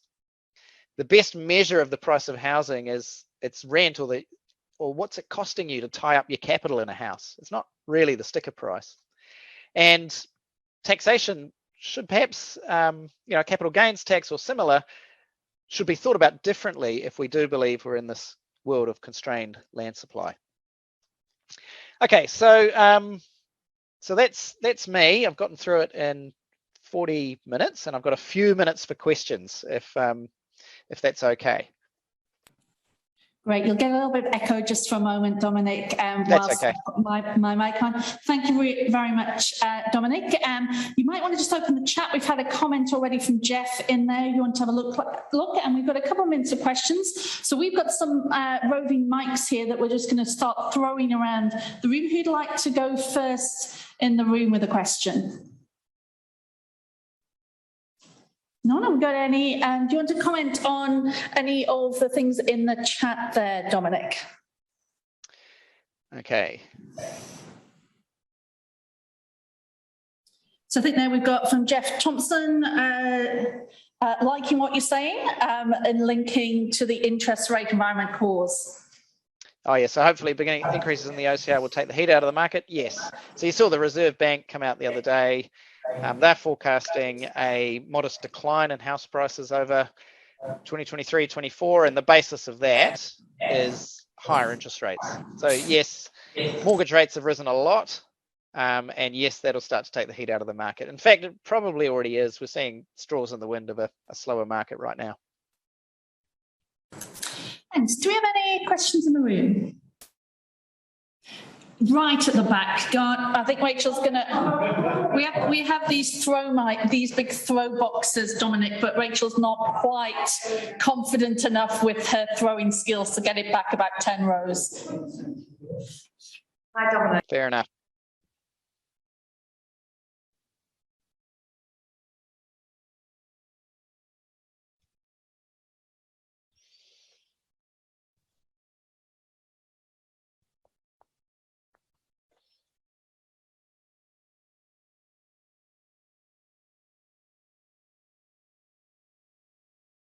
I'm not sure. I can't hear anything, so I think Rachel's on mute. It might be because I might need to have that unlinked. Sorry about that. I thought that was on a separate mic. Try again, and we'll see if we can hear. Can you hear me now, Dominic? Yeah. Yeah. Great. Sorry, my apologies. I just had a question. You mentioned that the increase in population, if I heard you rightly, that the increase in population had not contributed to house prices, but New Zealand has had, a 1 million increase from 4 to 5 million in the last 10 years. So I'm just wondering if you could expand on your comment just to help us out there, please. Again, if the big increase in population should affect both prices and rents. So over the past 5 years or so, there has been a bit of a lift in rents relative to incomes, and in particular places, there have occasionally been a bit of a lift in rents, but it's not the biggest driver. So again, you can tell it's not that migration doesn't affect house prices, it's that the observation is that it affects both rents and prices. Therefore, prices are affected by many things, whereas rents are a cleaner read on what's happening to physical supply versus physical demand. My observation is that there's been a huge influx of people. It's had a modest effect on rents, suggesting that the influx of people's had only a modest effect on prices, and that the drop in interest rates is the main driver of higher prices. And actually, over the past year, we had a nice natural experiment. We dropped interest rates a whole lot. We reduced population growth to really low, lowest in 40 years. And, what happened? Prices went up 30%. I think the past year and a half has been devastating to the view that migration drives house prices. Yes, I couldn't argue with that one. Thank you. Thanks, good question. Do you have probably time for one more question? Right here in a minute. Well, but it's just so people and Dominic can hear you, yeah. Simple question, will house prices ever drop? Yes, of course they will. They do all the time. I don't get the Kiwi myth that they don't drop. They dropped they halved in the 1970s in real terms in New Zealand. So inflation was very high and house price inflation was nil. They dropped in nominal terms in the late 80s, early 90s, 1998, 2001, 2008, 2010.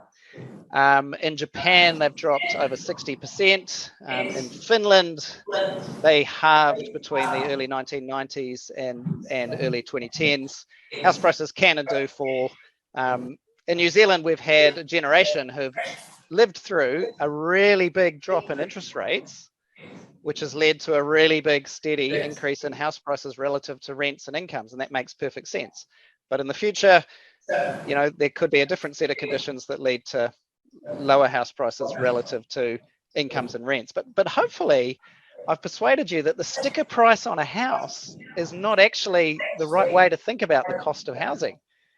Really, a better measure of the cost of housing is rents or the cost of tying up your capital in that sticker price, which depends on the interest rate. Dominic, I can see there's a couple of questions come through on the chat. So you maybe want to just pick one of those to close off from that. And if you could read it out just so those in the room can see that as well. Okay, so did you do research on the impact of speculators on house prices, and what about real estate agents and their manipulation of the market? I read an article the other day that said estate agents have the ability to control who houses are shown, and therefore the prices are influenced as well. The thing about that is I don't see any reason that speculation and the behaviour of estate agents would be any different now than it was 10 years ago or 20 years ago. Probably the other thing is that I think a lot of the time there's been a huge change in house prices, and it doesn't really square with what's happened to population growth and construction. So people assume it's a bubble or needs some explanation. But one of the things I illustrated is it's perfectly explainable by the decline in interest rates that we've seen. Dominic, thank you so much for joining us from Auckland. Hope you get back down to Wellington very, very soon. It's been really good to get this insight and to challenge a few of our assumptions that we might have in this area. We're now going to take a 25-minute break. So for those who are on campus with us on Wellington, I'll explain in a moment where we're going for morning tea. For those of you who are online, take a screen break, grab yourself a coffee and biscuit, and we'll be back here to start at 11:35. I will leave the webinar open so that it will just continue to be there and we'll join you in 25 minutes. But first of all, could we say thank you to Dominic for his... Thank you. So welcome back, everyone. Hopefully everyone has had an opportunity to grab a coffee, tea, snacks, etc. for the second half of our programme. I'll introduce our next speaker in a moment, but just to kind of give you a little teaser for our last session of the day, which will be looking at the future of accounting panel. A couple of our panellists have arrived already and eager to go. But first of all, we have my colleague, Associate Professor Christian Schott. Christian has, as many of us do in our work lives, has many different hats that he wears, but one of them is the coordinator of our steering committee for the Principles of Responsible Management Education, or PRIME, which is linked to the UN Sustainable Development Goals. And he's going to touch a little bit on some of that, I think, as part of today, and talk to us looking at the idea of keeping it real, the importance of situated learning in the real world. We've got about 25 minutes with a couple of minutes for questions. Excellent. I'll pass over to Christian. Tēnā koutou, ko Christian Schott ho no taputeranga ho, tēnā koutou, tēnā koutou, tēnā koutou katoa. So my name is Christian Schott. I now call Island Bay on the south coast of Wellington home, mighty taputeranga. And I really enjoy this opportunity to share some of my recent work with people that work in schools, where a lot of what we do here really is being sort of foreshadowed. I'm not sure that it is very similar to Ben's. I suspect his was quite different in tone. But hopefully, nevertheless, both have some good value.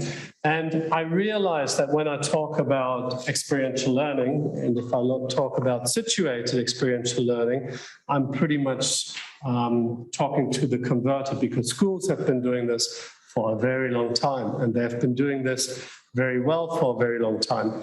And it's more the universities that have been catching up on this pedagogy, that it's not something that only younger students need, but that's also something that's beneficial for young adults as well as adults, to be honest. I don't know how you guys learn best, but I think many of us also appreciate experiential learning opportunities. So it is about keeping it real. I had to come up with some kind of a title, so I thought I'd go for this. And as you can see, the SDGs sit right in the middle of all of this. And that is a good intro for me to give you a little bit of background about this, or on this role that Karen just mentioned. So the United Nations Principles of Responsible Management Education, which we generally just refer to as PRIME, because it's a lot easier, is probably best explained by quickly looking at the vision and the mission. PRIME's vision is to create a global movement and drive thought leadership on responsible management education in business schools. That is the very place they are solely focused. And PRIME's mission is to transform management education and develop the responsible decision makers of tomorrow to advance sustainable development. So we take this role quite seriously, that we educate the people that will be leading in the business world in the future. And the business world is actually other key stakeholders who said, hey, we need to have more responsible management education at universities, at business schools, before they come out into this world. So this is the logo that you may see around a little bit, and it's based on the idea that you need to have 6 principles that guide your journey towards more responsible management education, to avoid the greenwashing that comes easily by saying, hey, yeah, we do a lot.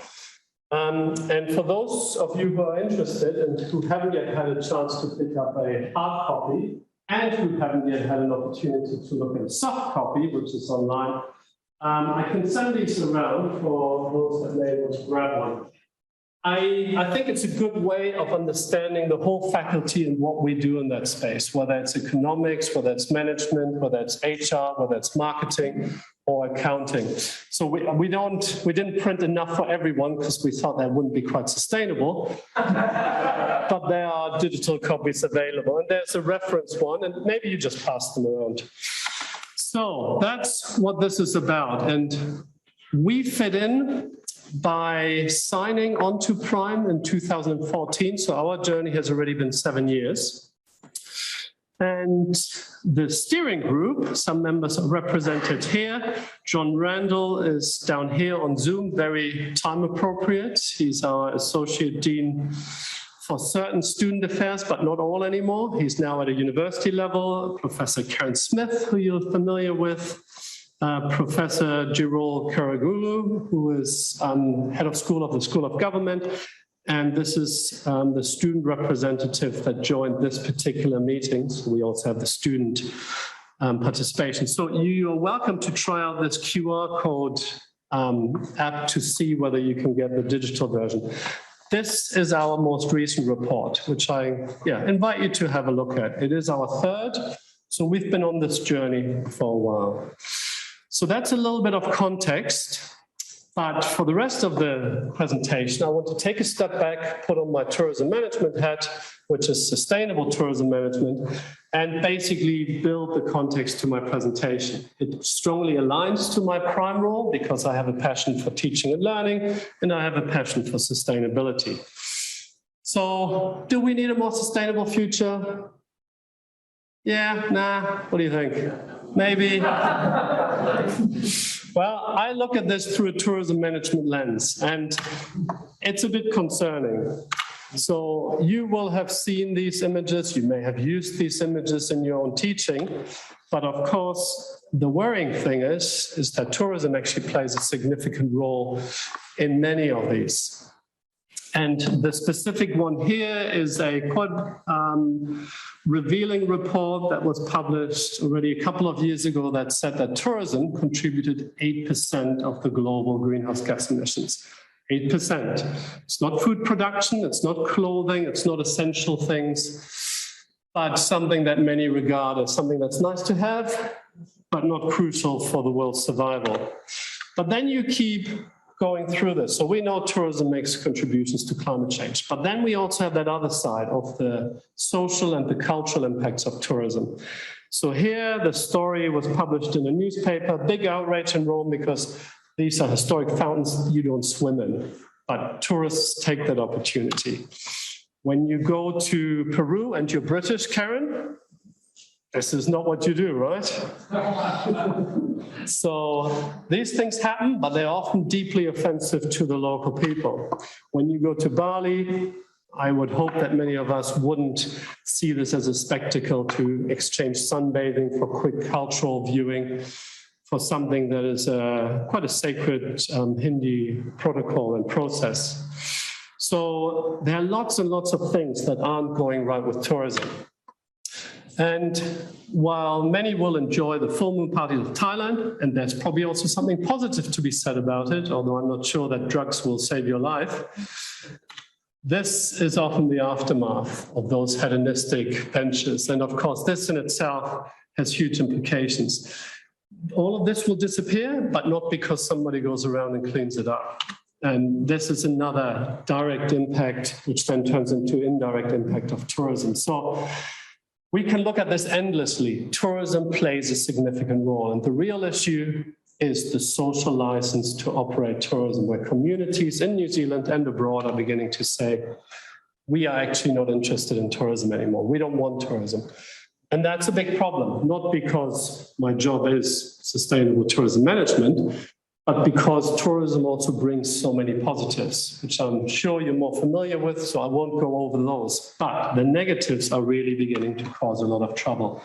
And it's not just in Barcelona, it's also in Venice and arguably even in parts of New Zealand where communities are saying, tourism is not quite, or this type of tourism is not what we signed up for. And that is creating a big problem.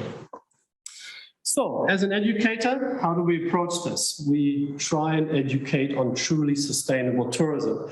So this is the framework that I use, which is probably too complex to go over now, but it basically takes a very holistic view. And it should allow us to resolve most of those issues if we approach the development and the management of tourism in a sustainable, ideally even in a regenerative way. But of course, what we have done for a long time is to take this very abstract concept and convert it into real learning, is use situated experiential learning, field trips. Been doing them forever, and they have been really powerful. Many people will have strongest memories of their school days or university times on the field trips, because it's not just educational development, it's also personal development. But of course, there are many reasons why we use this pedagogy. And as I said earlier, universities have some appreciation of it, but experiential learning is probably more on the hard sciences and geology, geography, in the disciplines where they really see the importance of seeing and experiencing and feeling the field. In the business school, it's really not that common. But going back to the pedagogies, it is recognized as increasing learner engagement because they are part of it. Active learning is a really crucial part of it. Enhanced subject knowledge because they are, again, in the moment, in the field, and they test their own knowledge against what's happening around them. And ultimately, and this is, I think, one of the really cool things, the lifelong learning. The situated aspect, to just give you that or re-establish that framing, is really about the idea that we position learning in the place where it matters. If it's too abstracted, students often struggle to apply it once they are in a real-world situation. So all that stuff will be very familiar to you. So now, clearly, if we wanted to learn about climate change, coastal erosion, and the impacts of tourism on the Fijian island, we should take our students to Fiji, right? Make sense? Well, we've got a problem. We've got a big problem, and this problem has now been going on for 2 years, and it will probably continue to go on for some time yet. So this article makes the point that whole generations of students are missing out on experiential learning and situated experiential learning in particular. So this is a problem. Even when that passes, we have another problem, which is that if we take our students, let's say we take 91 students and 5 staff, which is probably a good ratio to a community in Fiji, we will contribute 123 tons of carbon emissions equivalent. That's quite a lot. And the reason we are in Fiji is to learn about climate change. So we've got a problem. Because that, of course, that connection is very problematic. So really, we have to put to question whether we can still exercise situated experiential learning in the way that we have for the last 100 years. So with a colleague of mine, because we are passionate about it, what are now our alternatives? We can show people videos. It's pretty cool. We can give them book chapters that were written a while ago. We can give them reports. But what can we really do to help them understand something that happens in the Pacific Islands? So we sat down, looked at a lot of the literature, looked at the pedagogy on experiential learning, on various aspects of the learning experience, the learning process, and identified that much of what happens in experiential learning, we can actually take in a virtual reality environment, which is where this is going. And if we can do that, then we can actually offer opportunities for active learning, because the learner is in charge, experiential learning because of this active experience, and it is fully situated because we position the learning in the place where it matters. So this is the framework, the conceptualization that we published, which has actually had some quite good feedback. And mostly, I think it works because we based it on a real learning tool. So we conceptualized it, we trialed it, and it led to some good outcomes. The way that this can be experienced is either through full virtual reality. This is the HTC Vive Pro that we were using, or, which is more realistic for a lot of schools, as a screen-based version. Exactly the same learning tool can be used on a computer. This is what it looks like. Sorry, the top there is obscured by the Zoom thing. So it basically says the Fijian learning tool, which is the first that we developed, which is taking the idea of digital immersion, experiential learning about a place, its people, its cultural world view, and its climate change and sustainability challenges all together, pretty much in the way that we would have done a field trip. My background is in geography. I would have taken students there. I would have given them a task. We would have prepared beforehand, and then they would have gone out every day, do their research, come back in the evening, debrief, work on their project. This is the same idea. without the context of the place, the people, the culture, you can't do that project effectively. So you can't work out what sustainability challenges and solutions are if you don't understand the way of life, their conditions. So as you can see here, climate change is a real issue for them. Coastal erosion is a real issue. The village was actually moved because of inundation. The Hurricane Ivan that went through there totaled the school, so they had to rebuild it. The church was completely destroyed, which is a corner piece of the community with very little finances to rebuild it. So these things are really happening out there. And possibly more so than if we look around Wellington, where we think, you know, we're probably okay. Others might have more problems than we do. And the way we really bring this to life is through the cultural context and then the videos. They're embedded all throughout the island where they were recorded. So we try to be really true to what we did on the island, the topography, the layout, some of the distances. Because for the students to be able to talk to the community members is what really makes this a learning tool. Otherwise, it's just sort of a spatial tool. And they talk to them about tourism, sustainability challenges, but also their aspirations for the future. What do they want their island to look like and their community in 2030, which is when the SDGs should be achieved, which I think nobody really thinks will be, but it's a great aspirational goal. And the Fijian cultural context is crucial here. So the first thing that we did when we landed on the island, and the first thing that the students need to do, is go through an aisebu-sebu, which is the culturally appropriate welcoming process. It's like a porphyry. And without it, you're actually not welcome on their lands, because these are ancestral tribal lands that are owned by this tribal community. But also throughout, as you talk to people, when you talk to the nurse, you understand about what is acceptable in the community and what is not acceptable. When you experience the students, you also understand their conditions. When you talk to the young women in the village, you appreciate that their views are also slightly different to the elders in the village, because they are the next generation and they have wishes. When you talk to the guy that sometimes works as a tour guide, he interprets the environment around us and which areas are tapu and for what reason they're tapu. How would you know? So all of this is really just a snapshot. There are about 18 interviews with all different stakeholders. That's the idea, that the stakeholder framework is brought alive here. And in terms of analysis, this learning tool actually dates back to 2011. So it's a very early example of it. It was initially built on something called OpenSim, which was an open source version of Second Life. Does anyone remember that? And then in 2015, we were able to migrate into Unity, which is really much more of a game engine. Then we were able to go into the VR space. And we've been playing around a bit.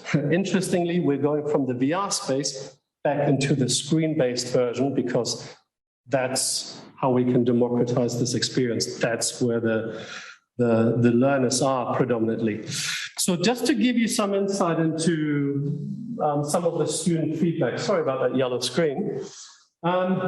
Realistically, the only thing we can compare it to is a text-based case study or some other way of providing this learning, because at the moment, we don't really realistically have other options. Yes, we can link them with videos, but in all those cases, it is a different learning experience. So what I was particularly interested in is the barriers to learning, motivation and then enjoyment. If we can break down those barriers, we can really do a lot with our students. And this is where, interestingly, or maybe not that surprisingly, particularly those students that typically weren't the most engaged, became really passionate about this. And we trialed this in 2 schools. One of the classes was a pedagogically based boys-only class. And they are the ones that, according to the teachers, got the most out of this. It settled them down. It gave them something really positive, interactive to do. And it wasn't just the accelerator classes that benefited. So motivation to learn and enjoyment of learning were really perceived well. The other thing in the context of keeping it real is that students had no doubts that this was based on reality. We didn't make this up. We didn't contrive it for our own benefit to sort of make the case for a particular theory. They agreed that we tried to replicate a real environment with real people for real learning purposes. And the overall impact on learning was also good.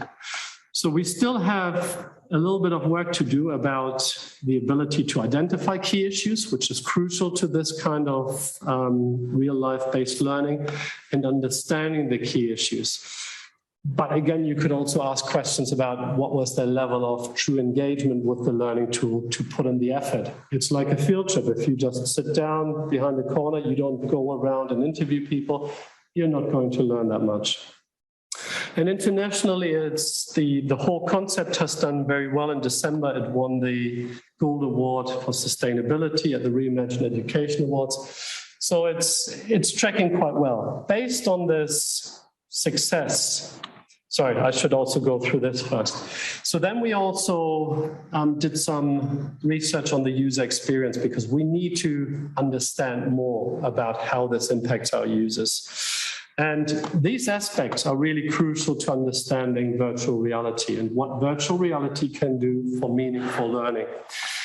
And this diagram looks at the areas that are high in experiential benefit and high in emotion and effect, and also going beyond the instrumental, so the more intangible aspects.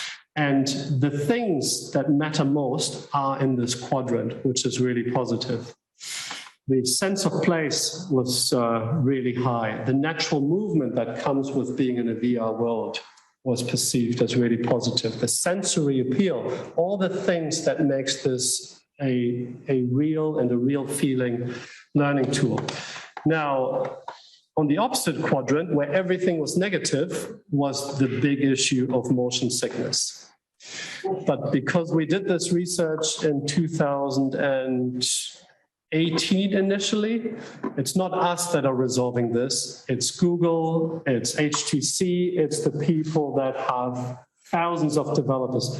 They're resolving this and they have pretty much already resolved it. The other things around hardware concerns, again, are being worked on. The hyper-real experience is being worked on. So we've got billions of dollars invested on this. So clearly we need to take a critical and nuanced view. But the positive for me is that the key aspects that really make this into an experiential learning environment seem to be quite present. And based on that success, we then developed one just 2 years ago with the funding from the Latin America Center of Asia Pacific Excellence that is about Peru. Machu Picchu, some of you may have been there in a former life before the world changed forever. So you may remember, but realistically, how long will it be before we can go back? Even if you have your own case studies, how long will it be before you can go there, collect your case study, bring it back, package it up for your schools, and do it with your students? So luckily, this was just before COVID. I went back to demonstrate the learning tool in November 2019 to show it to the community. And then, of course, February 2020, game over. So these are some images that show you what this one looks like. The technology has moved on. It's much higher quality experience. And it again takes the multi-stakeholder approach where you have all the different perspectives represented. It's actually targeted at social studies because what is tourism? Tourism is a social science, essentially. Lots and lots of different disciplines are coming into it, but it is about understanding the whole. It's about understanding the community, the natural environment, the impacts on it, the positive it brings, the negatives, etc., etc. And that means we also have the most disempowered that have a voice in this, as well as the mayor. So if you are interested in this, this is freely available to any school. We've had downloads even from Ecuador, interestingly enough. So there are resources associated to it, and we currently target it at years 7 through to 10, but the main focus being years 9 and 10, social studies education. But hey, if I was a tourism teacher, I would use it because it's about tourism, and tourism is just a lens on the issues and the dynamics that play out in the community. So yeah, I would invite you to check it out. If it doesn't suit, that's great. If it does suit, also great. And I'm sure I'm on time. I mean, I'm out of time, meaning I'm time. Time for a couple of minutes for questions. Right, so thank you, Vinaka and gracias. That was the presentation, which hopefully had some interesting elements in it.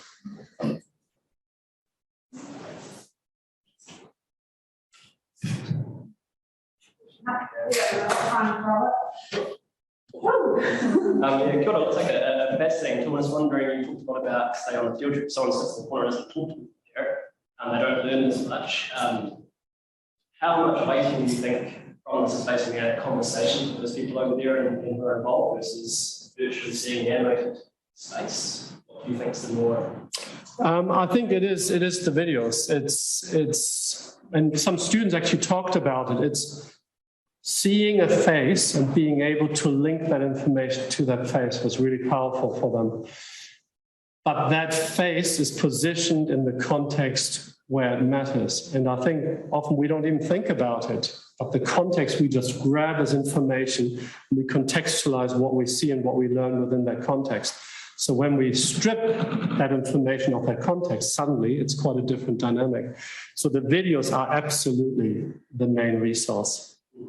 Is there room to start from that for live discussion, like to create that relationship between current people? I imagine that's quite a hard ask. Yeah, that would be great, but we would turn the island into a bit of a theme park where, you know, a red bell goes on in the middle of the village and they need to run to their devices because there's a student from Wellington who wants to talk to them.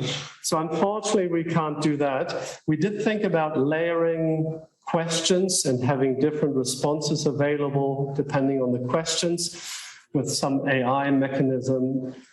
But I'm not 100% on board with that yet, because the risk is that it becomes so gamified that it seems a bit contrived again. But yeah, good questions, and that would be the gold standard where you have those live interactions. But you know, they have already given so much. It's very difficult for us to say, hey, can you do some live webcasts? Have time for one more question? Oh. Well, in that case, thank you very much, Christian. I'm just going to stop actually leave the share on for a moment. Thank you very much, Christian, for sharing that. It's an awesome tool to have a look in, even if you're not planning to use it directly into your own classroom at the moment, something to share with your colleagues back at school as well. It's a really valuable resource, and I think, you know, the wider we can get this out and have students in engaging, particularly, as we say, in times where actually those study tours that we know our students really value as part of many courses just aren't able to happen in the same way. So thank you, Christian. Thank you, Karen, and thank you. I was going to say thank you to the people on Zoom that I never saw, but thank you for joining. Okay, so we're just going to take a 2-minute pause while we just do a little bit of furniture arranging and get our panel. So take a moment, have a breather, and we'll be back in 2 minutes. All right, everybody.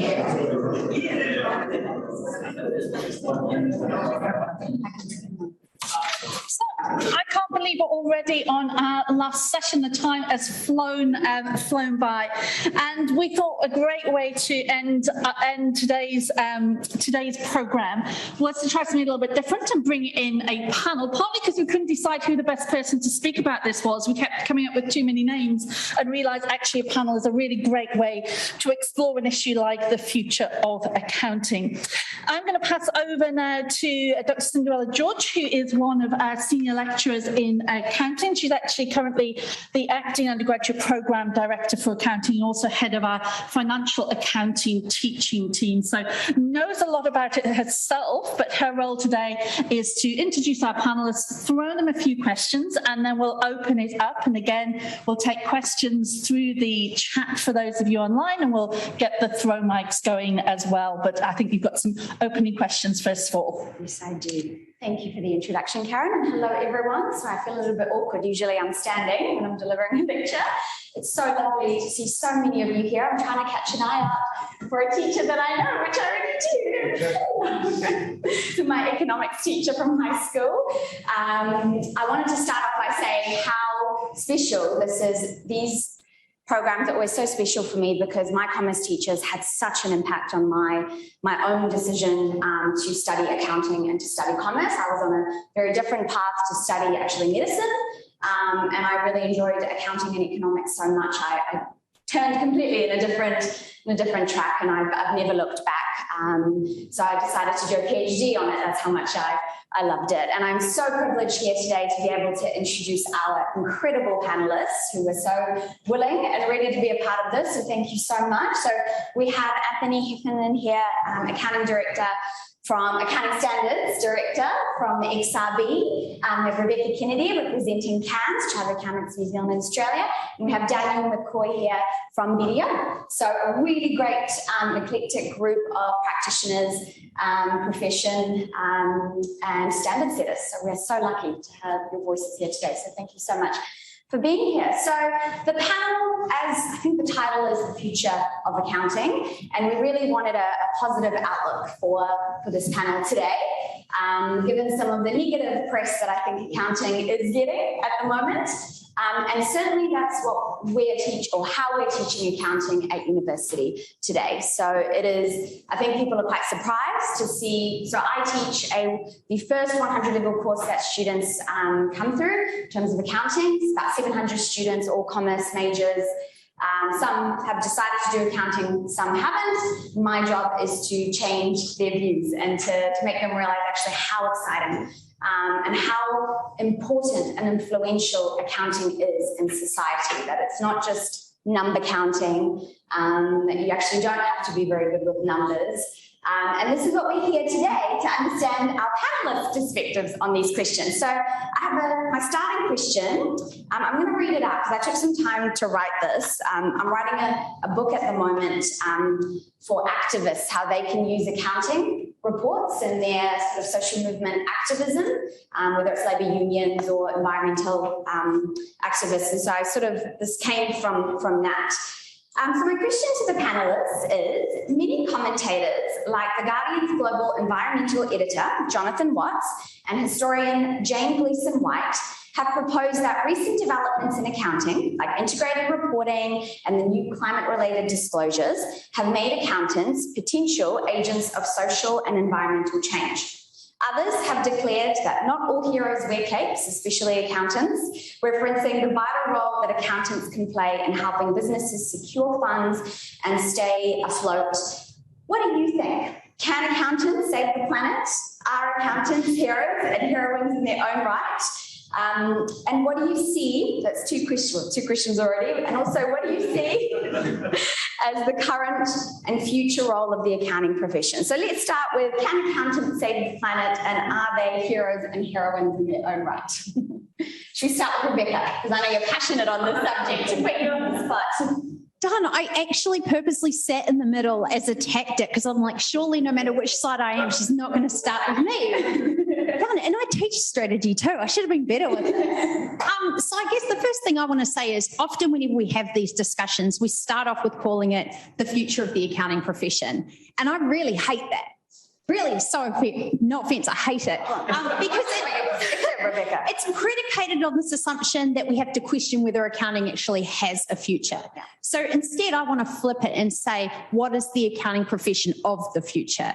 Because accounting absolutely does have a future as a profession. I think the future has never looked brighter for accountants, for the profession, and for the value that we can add. So how about we start with that? Awesome. Anthony? What's your perspective on this? Okay, thanks, Sendirella. I have to say the last presenter was fantastic. I really enjoyed that, and it was a great preamble to what we'll be talking about.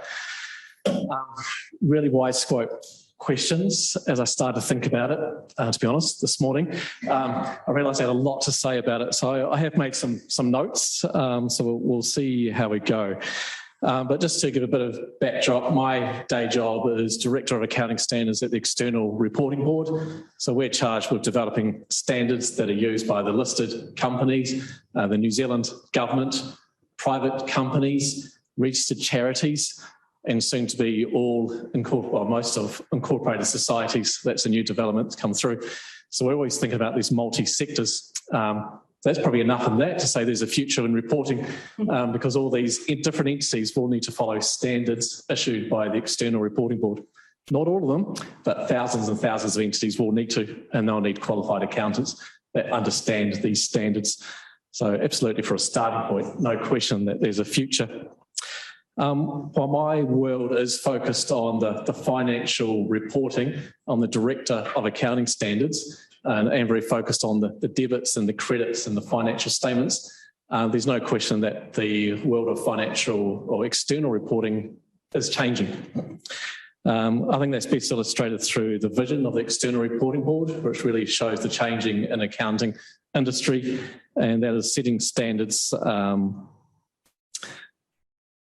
I should find out so I quote it right. Setting standards that allow New Zealand to prosper through effective decision-making and informed by high-quality, trusted and integrated reporting. And all of us are trying to work out what that integrated reporting means, that it's not just financial statements, it's not debits and credits, not just about the math. The future of accounting and what we're talking about, we hear so many terms being bandied about. We hear about climate reporting. We hear about ESG, environmental social governance reporting. We hear about sustainability reporting. We hear about SDG reporting, sustainability development goals, and about 60% of New Zealand companies are already reporting against those UN SDG goals. So accountants have a role in all that type of external reporting. The expectations on accountants have gone through the roof. Again, it's not just the financial reporting. Accountants are the trusted advisor. They're expected to have all the answers for all this type of reporting. So it's it's a challenging time. For those accountants that want to be brave, they can definitely be changing the world. So that's a bit of my State of the Nation speech. Thinking about the actual questions you asked. I'm sorry, I better not take too much time. So answering your direct questions, can accountants save the world? And this is a question I'm asking myself every day. And I had a discussion with the Deputy Director at the Office of the Auditor General about this. We have this little discussion every Thursday. We're meant to be talking about other things. We always feels like we're starting to turn into old men sitting at the RSA, talk about how the problems of the world and how can we change it. So we start off with a bit of a dark hat in the response to can accountants save the world, and have to say at one level, no. The only way we can change the world is through a global response from world leaders, and the best world leaders and the smartest people have got together recently at COP28, and they're still trying to come up with the answers. So at one level, no, requires an international response.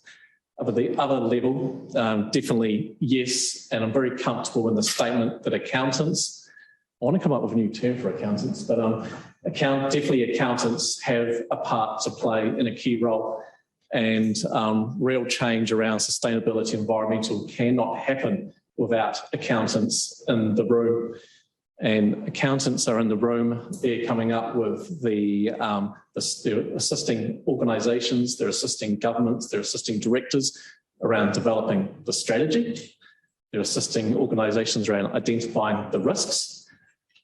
And then you get into the area where accountants are a little bit more comfortable. They're assessing performance and they're coming up with the metrics of assessing climate change. But again, that's not debits and credits, that's all new stuff. That's where the XRB, we've dramatically changed in the last 6 months, and I go into the office and it's full of scientists. that it need to work with the accountants to come up with the answers. So it's amazing stuff. So yeah, accountants definitely have a role and to play changing the world. Your second question, I might pause on the second question, go to others. That's around the future role, but I'll set it up for now. Thank you. Yeah. Thank you very much for that. I know something that my students get so excited about is by the idea that there could be environmental accountants or human rights accountants. And they think of all the exciting opportunities rather than that very narrow view of what accounting is or could be.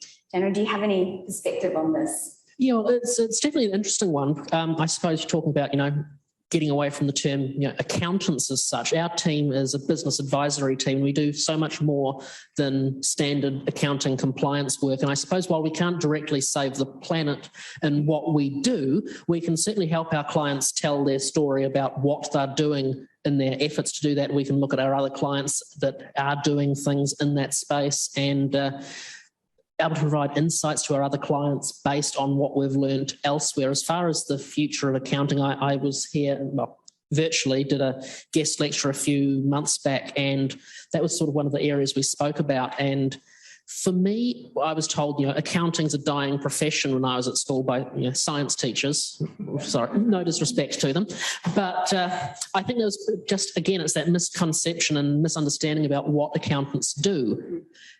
And sort of going back to that one, computers are going to replace accountants. Well, yes, computers have been doing accounting work since the 1950s. That's one of the things that they were used for predominantly when they were first introduced. And we sort of spoke about how we've gone from punch cards and tapes to cloud-based technology and how we're able to leverage that to take people away from the drudgery and the data entry work where mistakes happen. I think it's vitally important for students to understand the basics of accounting, the debits and credits, and I'm devastated with what's happening with level 1 accounting with NZQA at the moment. I think that's absolutely disgusting.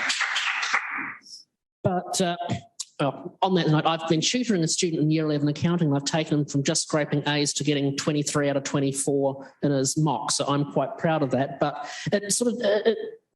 while the computer and Xero can produce the accounts, the reports, and SAP can produce the accounts and reports, you've got to actually have the understanding about what the numbers are saying at the end of the day. You've got to know how the computer is getting where it is. You've got to know what's an asset, what's an expense. Once students, and well, from my personal experience doing level 1 accounting was, once you click to the debits and credits, the whole thing falls into place. And until that happens, it does feel like you're learning Greek and nothing sort of makes sense, but then everything falls into place. And my concern is without level 1 accounting, that's either going to mean that year 12 and year 13 is, I don't want to say dumbed down, but that content's going to have to get taught at some point, or the students are really going to struggle with it. And it's vital for what we do in business advisory to be able to sit down on a client and explain something. We talk about, performance statistics and benchmark ratios. What's your gross profit percentage or your liquid asset ratio? And I was sitting down explaining, well, inventory is a current asset, but it takes a while to actually realise that you might have to write it off. It goes off. Look at a shop like Dick Smith, for example. Those sort of places had a whole lot of electronics in stock, and then new model TV comes out next year, and they're trying to throw them out the door as soon as they can. So it sort of goes into a full circle, really. Thank you, Daniell. I think that, so Daniell just lectured on our course last trimester, and one of the themes was the fact that technology hasn't been a threat to accounting, but rather an opportunity. And it's sort of enabled accountants to, computerize and automate these very mundane tasks and actually be able to explore other opportunities for what the profession now is and could be. So that was a fantastic guest lecture, Daniell. I don't know if I told you. So my next question to the panellists is, hopefully you've seen the question. I'm not surprising you with this, but my students often, we have this study at Big Day where we have the students come when they explore the university. Unfortunately, the last few years we haven't been able to do it because of COVID, and I think, Rebecca, you may have gone on this as well when you were on the CANS kiosks, but the question that I'm repeatedly asked is, do I need to be good with numbers? I'm not really good with maths, my maths grades aren't great. And my friends or my teachers or whoever the case might be have told me maybe you shouldn't think about accounting. And so my question to you is perhaps not that, Christian, do you need to be good with numbers, but rather, what do you think are the core skills that an accountant, whatever word we might want to use today, needs? Who wants to start? Rebecca, again? I'm putting you on the spot. I'm terrible at numbers. I hate numbers. I wanted to be an author when I grew up. I love words. I love books. Talk to me about classic literature. I love it. I was on track to do a classics degree. I hate numbers, but I became an accountant and I was a damn good one. So it's not about number crunching at all. The way I think about it is that accountants are storytellers. And the numbers are just the language that we use to tell the story of a business. Because what is a business? It's a bunch of people collectively coming together, making decisions to collectively produce some sort of outcome, right? And all we do as accountants is we're telling the story of that process, of those actions and behaviours and the decisions that are made. And increasingly, it used to just be about the financials. And now with all of these different reporting mechanisms coming in, it's about the social story, the environmental story, and we're looking at it more holistically. So I say accounting is storytelling. And it also used to be that you were telling the story looking backwards, like this is what has happened. Whereas now you kind of also get to be the author because you're partnering with businesses, clients, depending on, you know, what your positioning is, to actually help them work out what they're going to do in the future as well. So I would say you absolutely don't need to be good at numbers. If you look at actually the people coming into the profession now, you don't even necessarily need a business degree to start with. You can come from different aspects, and that's great. When we think about telling stories and we think about holistic value creation, we're thinking about strategy and we're thinking about the environment and people and social capital and all these other things. So we need those different perspectives in the room. It's okay to have a background in anthropology or music or engineering or whatever it might be. You can bring those skill sets to accounting to make yourself a good accountant. And I've worn lots of hats in my day, and there'll be hats that I wear in the future that haven't even been designed yet or made. But in a past life, I was a grad recruiter. I actually designed a graduate program for accounting students. And so I've got two main things I want to say about that real quick, because I could talk about this for days. But when I was scoping that up, I did a lot of work in terms of what the skill set of a future accountant looked like, because I wanted to future-proof my grads to give them the skills that they were going to need in the future. And all the professional bodies and all the big four, and there's so many white papers out there, so much research about what the future accountant looks like. And what really does come through are those soft skills, those things that you can't automate. I can teach any of my grads how to do debits and credits and show them how to do a journal. And I can teach them a different ERP system, whether it's Oracle or SAP, whatever it is. Easy done. It's harder to teach them critical thinking and problem solving and empathy and the ability to build trust and have those trusted relationships to be able to provide advice, because that's essentially what we do. So I would say it's those soft skills that are really, really important as opposed to the numbers. But also just coming back to the other point, some of the grads I hired were music majors. I had one person who was 40 and she was an interior designer, and she realized that she actually liked the business part of interior design more than the decorating part. So she flipped careers, became an accountant. Freaking phenomenal. I had someone who was a microbiologist who did his degree in Otago, used to do, grow diseases in petri dishes, became an accountant. Absolutely amazing in terms of his data analytics skills and the ability to tell a story with numbers. So I would say, yeah, diverse backgrounds, diverse thinking. We do a lot of research now into neurodiversity and what that means in terms of accounting too. So that's kind of my message on that. Thank you, Rebecca. Anthony, what are your thoughts on? Lots of thoughts about all that. And yeah, there's lots of questions. We've got some major challenges of how we get accountants into the profession and what's the right way of doing that, big picture. And I haven't kept up with what's been happening at secondary school or even at university.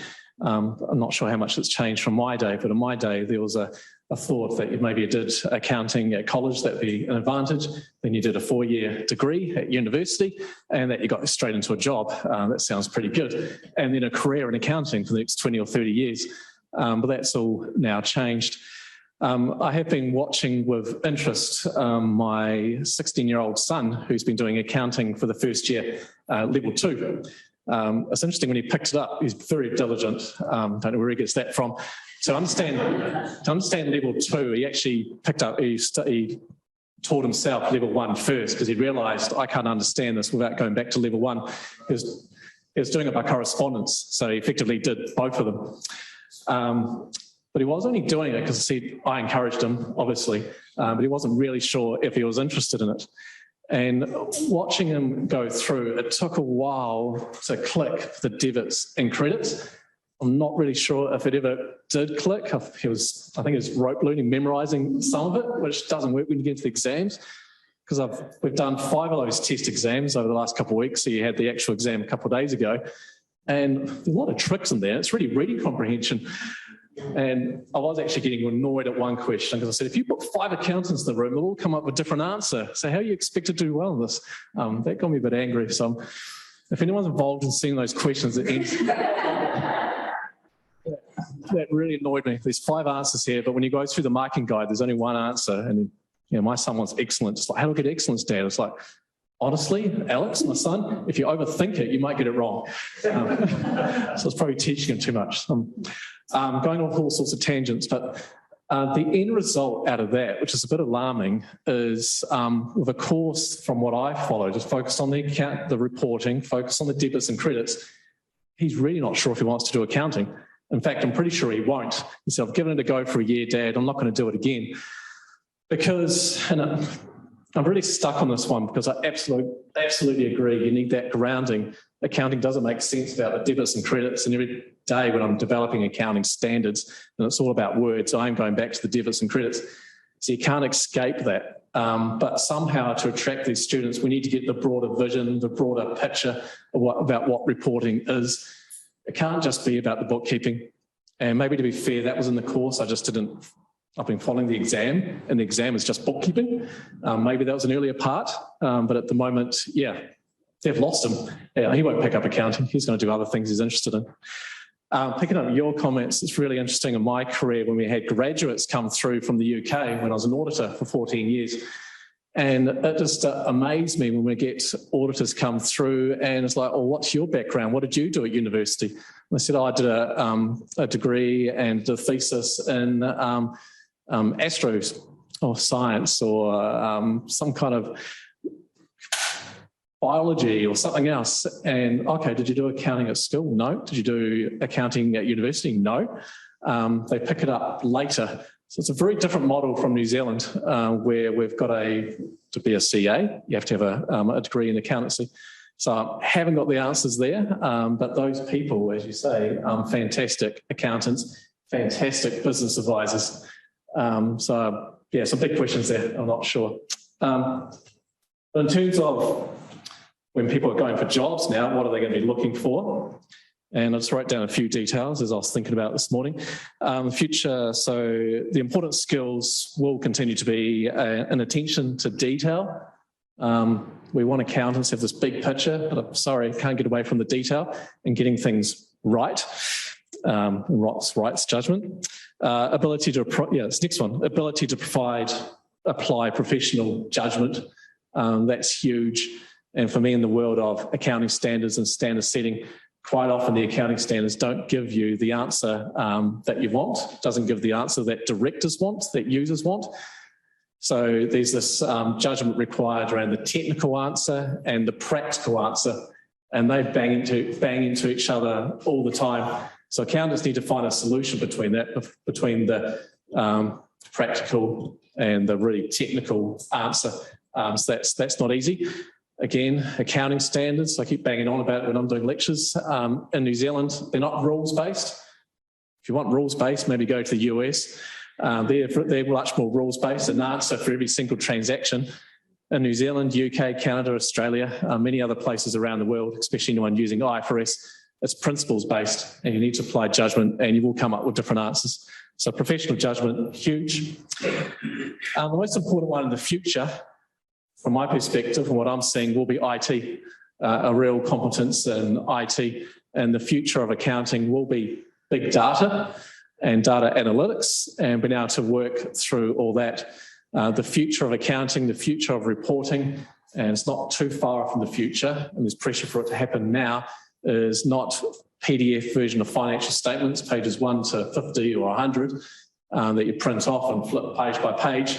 It'll be a digital version of financial statements or an annual report where the user will come in and they'll have a dashboard and they can choose the information they want, what information is important to them, and under how do they want to receive it under different reports. There will be a world in the not too distant future where you can push different buttons. I want the financial statements all on a cost basis. I want the financial statements all on a fair value basis with everything remeasured to fair value. What is the value now if I sold the business? Because I saw it in every single exam that Alex did. There was always a question around doubtful debts and applying a percentage there, which again annoyed me because if you got that wrong, it flowed through the whole thing. So you're teaching the kids that they have to get it right, and that detail is really important. Yeah, really important, but pretty harsh exam. Sorry, those exams annoyed me. It doesn't match the real world. You've got computers and you've got checks, but I guess that's exams. That's a longer debate. We still have exams where you have to get it right on the day. But sorry, digital reporting, you can push a button and say, okay, what if the doubtful debts is 10%? What if it's 20%? What if it's 50%? What's going to happen to those financial statements? And you can push that button. You'll get to push a button, I want the financial statements on a prudent basis or a conservative basis or a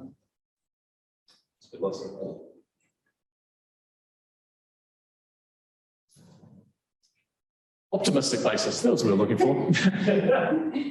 It's a bit like your KiwiSaver scheme, how much risk you want to take around the different schemes you pick. It'll be the same thing with financial statements, and you'll get a completely different report on what you want because we've got many different users. So that's going to be a big future of how we manage that from a digitization and an IT perspective, and all the firms will be looking for that with my crystal ball. Thank you, Anthony. Daniel, from your perspective as an employer, BDO, so what is BDO and similar firms looking for in their new grads? Yeah, that's a really good point. So I had a bit of a chat with a couple of the partners about that as a thing this morning, and we all agreed that it's the communication skills, being able to tell that story about what the numbers mean as opposed to your expense for this was % of something else, and no one really cares about your compliance accounts that you have to do to send the tax return to the IRD, which is sometimes a little bit depressing. You think, I spent so many weeks getting sets of financial statements up, and then the client signs them within me sending them to him, but that is sort of the nature of the job at times, but it's that attention to detail, it's that communication, it's that critical thinking are those sort of key skills that we employ staff. I suppose coming back to that level 2 question, I was talking with one of the partners and he said his daughter has done year 12 accounting this year and she's decided she's not going to take it at level 3, and I think that's quite sad. And is that a reflection of perhaps the way it's being taught or the way it's being assessed? I'm not sure, but it's concerning for us as employers of future accountants. I suppose talking about your point about being able to customise reports, we are doing a lot more future-focused work with the COVID-19. It really did throw a complete spanner in the works for almost every client that we look after. Some clients have had record years. They've seen twice the revenue they've ever seen before. Other clients are really struggling. We've got a lot of work with cash flow forecasts and modelling and looking at other sources of funding. And I suppose using our advisory skills and our knowledge from dealing with other clients, we know what the banks are after when they start asking questions, so we can sort of front foot a lot of those questions that will come up. It's a really interesting point about the math skills. No, we have calculators, we have computers. That does the hard work for us. I think the main skill is understanding what goes into the numbers and what they actually do, as opposed to you work down correctly. Computers can do that a hell of a lot faster and more accurately than we can. So we sort of waste our time focusing on that stuff, I think. Thank you. And to your comments about the debits and credits and losing them at that, at university we've struggled with, or we have in the past struggled with that same issue, is that I think Perhaps we've gone too quickly into that and we've lost them within week 1 or 2, especially those BCom cores. So recently we've been experimenting with a different style. So we now have 2 core courses, 100 level, and in that first course we have really a potluck of introductory accounting topics, and where we expose them to what we believe is the core of accounting, which is this idea of accountability and stewardship and advisory, whatever the case may be. And so we introduce them and expose them to all of these topics, and then they go into that second year course where the debits and credits are there, but they're sort of threaded throughout the entire course rather than a core, 4 to 5 week component of debits and credits where, of course, they'll be overwhelmed and perhaps a little bit bored, especially when we're telling them that the stuff is automated. So what they really need to understand is the basics of it rather than how to become technical experts in debits and credits. So I can see that also being applicable to the ECA, perhaps, but that's for NZQA, unfortunately, yeah. It's really hard because I have different thoughts about it all the time. But what we hear from the audit partners over the last couple of years is that graduates are coming through and they're banging their heads that don't understand the debits and credits. So you can't escape it, but it's selling that broader vision around the importance of reporting and what it's seeking to achieve. It's sort of related to that point. I was talking with one of my old accounting teachers from school a while ago, and he said that they no longer teach financial statements at level 3 because out of a class of 30, he only had 3 kids sit the exam that year. So he said, I'd rather spend that term teaching the other 2 papers and getting more of the kids with excellence grades. Do you think that's sort of having a flow-on effect to knowledge and the way those exams are written? I got under the last, before they realigned them, and when it was, 4 or 5 externals on that day in November, as opposed to the 3 or 2 papers that they do now.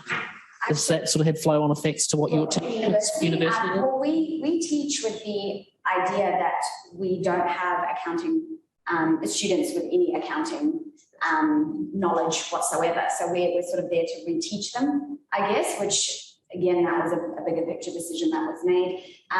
So I wouldn't say there's flow-on effect. We do have, however, what I have seen at universities, those students that come in expecting to be taught accounting in one particular way. So they have perhaps fallen in love with their debits and credits and their financial statements, and they come in and I'm telling them about environmental and social accounting. They're like, this isn't what I signed up for.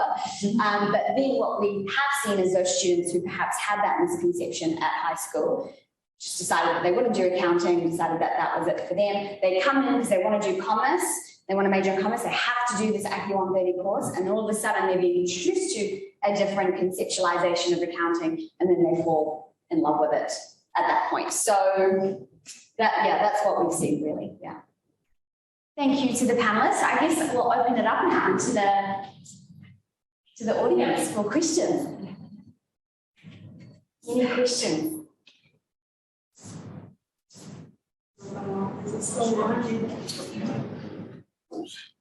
Yeah, I know a chap who's very top business executive in his day. He's now semi-retired, but he gets a lot of contract work from banks to look into firms which have had a bank loan which is struggling. He has to do a viability study and find restructure the firm. But this is the comment he makes. That is that he finds that with many struggling firms, the problem is the boards of governors. Just hopes boards of governors who really have no idea about debits and credits, and who really are just there to say yes, just rubber stamp things. So my question really is, do you see this as a big problem in New Zealand, boards of governors who are out of touch? And it's not a problem in New Zealand, by the way, it's a problem in other nations. And what can be done about it? Pretty general question. Thanks very much. Who would like to start? I'll give it a start while the others are thinking, but I think I'll just be reiterating the issue that we have, has been commented to me about the dropping financial literacy across New Zealand, and not just at the companies and the director level, but also at the charity level. There's thousands of charities in New Zealand with volunteers. The literacy is not there at that level also. I was extremely pleased because it didn't exist in my day when my youngest son was just started college. and they got the topic financial literacy as a first level course, which I think is fantastic, and is giving that, from what I see, it's quite broad and teaching things that we assume kids know, but many don't. Some adults don't know it, so I thought that was extremely pleasing. But yes, I agree that it is an issue across New Zealand.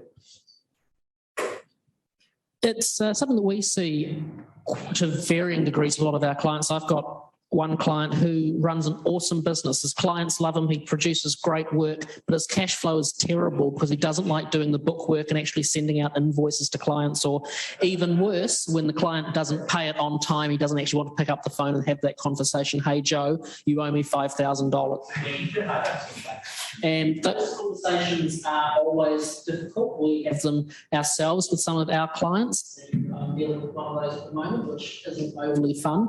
But one of the things that we do at BDO in our firm is we have a lot of virtual CFO class where we can provide some higher level skills and insights that we've got access to clients who wouldn't necessarily have the means to employ a full-time CFO at their business. We have clients where one of the partners in our firm is an independent director on their company board and goes to every board meeting they have to provide some wider governance advice. One of the partners that I work with is, or has been, a director of a large multinational construction company for the last 10 years. She's just finished that term, and that's been really interesting, just the conversations that we've had and the things that she's gained out of that and she's able to apply to other clients. But I agree, not having that sort of wider picture understanding at a governance level is an issue for a lot of clients, and most of our clients that I look after are in that SME space. So we do see that quite a bit, and we try to encourage a lot of our clients to actually come and have a meeting with us each year, getting away from that compliance work of we send the shoebox of receipts to the accountant at the end of the year and he gives me this letter that says I owe the IRD this much money on the 7th of May and how much prov I've got to pay on the 28th of August, and get it to more of an advisory relationship where we can help our clients grow their businesses and improve what they're doing.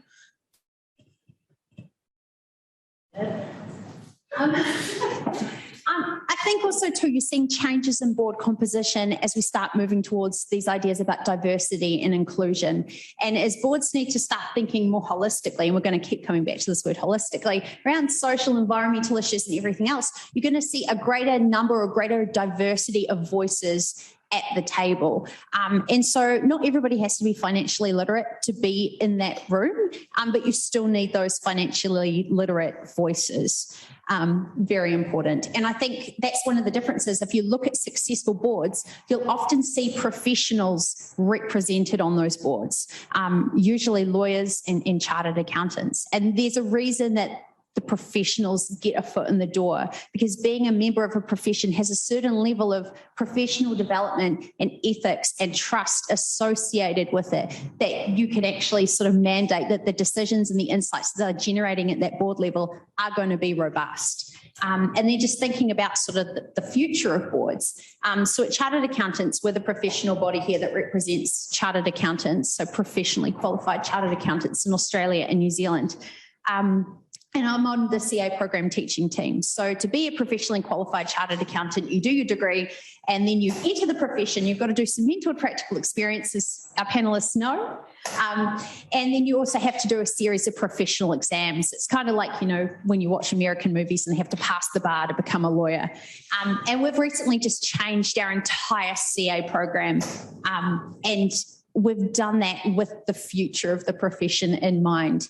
If I look at one of the courses I teach now, which is called Risk and Technology, we're teaching candidates now how to look at integrated risk management. So not just internal controls like accountants are really comfortable with thinking about risk, but holistic risk, strategic risk, reputational, environmental, human risks. We're teaching them how to actually give advice on risk collateral, how to actually guide businesses to make those decisions, how to write board papers, how to think about it from a governance level, and also how to integrate that with emerging technologies and intelligent process automation and robotic process automation, and how those things actually all integrate together. So they're starting at that very basic level to already understand that sort of broader risk framework and that broader governance framework that they're going to need when in their professional careers they're eventually going to kind of make it to those directorship sort of board level positions as well. The answer is that every board should have an accountant. Absolutely. Every board should have a chartered accountant, Sendirella. Any other questions? Any questions?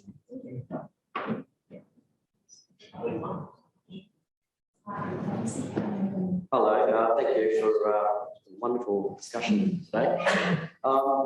We teach economics and accounting up at Wellington Girls, just up the road here. And it's a shame actually that we are losing level one, because I think the nuts and bolts, the debits and credits are important. It's a shame that Alex didn't move on to level 3 accounting. We have a wonderful assignment, annual report assignment, and I found that this year, well, over the last few years, our students are really delving into just exactly what Sendirella said. Where they're looking at annual reports, but they're now looking at sustainability, they're looking at ethics of the board of directors, and we've got the numbers, but there's the story behind it as well. So one of the problems that we're facing, though, as you correctly have said, is this assumption or assertion that accounting is dying and it's the computers are taking over and all that. And we're getting this, obviously not from our department, but we're getting it from our careers advisors and others around the schools, science department, for example. So just like the panel, obviously we were going out there and recruiting students to do accounting. We'd like a buzzword. So what we've heard a lot about what's happening with accounting in the future and everything else, but is there something, a word or a phrase or something we could use that we could catch these students and say, hey, this is really what accounting is about? So go for it. Okay, I really want to answer this one.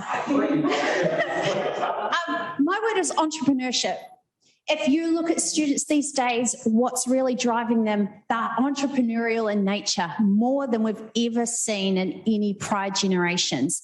And one of the things that you can look at is the rise of STEM. STEM's a dirty word for me. I hate it because everyone's doing STEM instead of accounting. But it's because if you talk to them, they want to do all this really cool technological stuff. But then if you ask them what they want to do with it, they want to design an app, they want to develop some sort of robot, and then they want to commercialize it. They want to make a business out of it. They want to be their own boss. And all the literature backs it up that there's a key driver going forward of the current students that you have.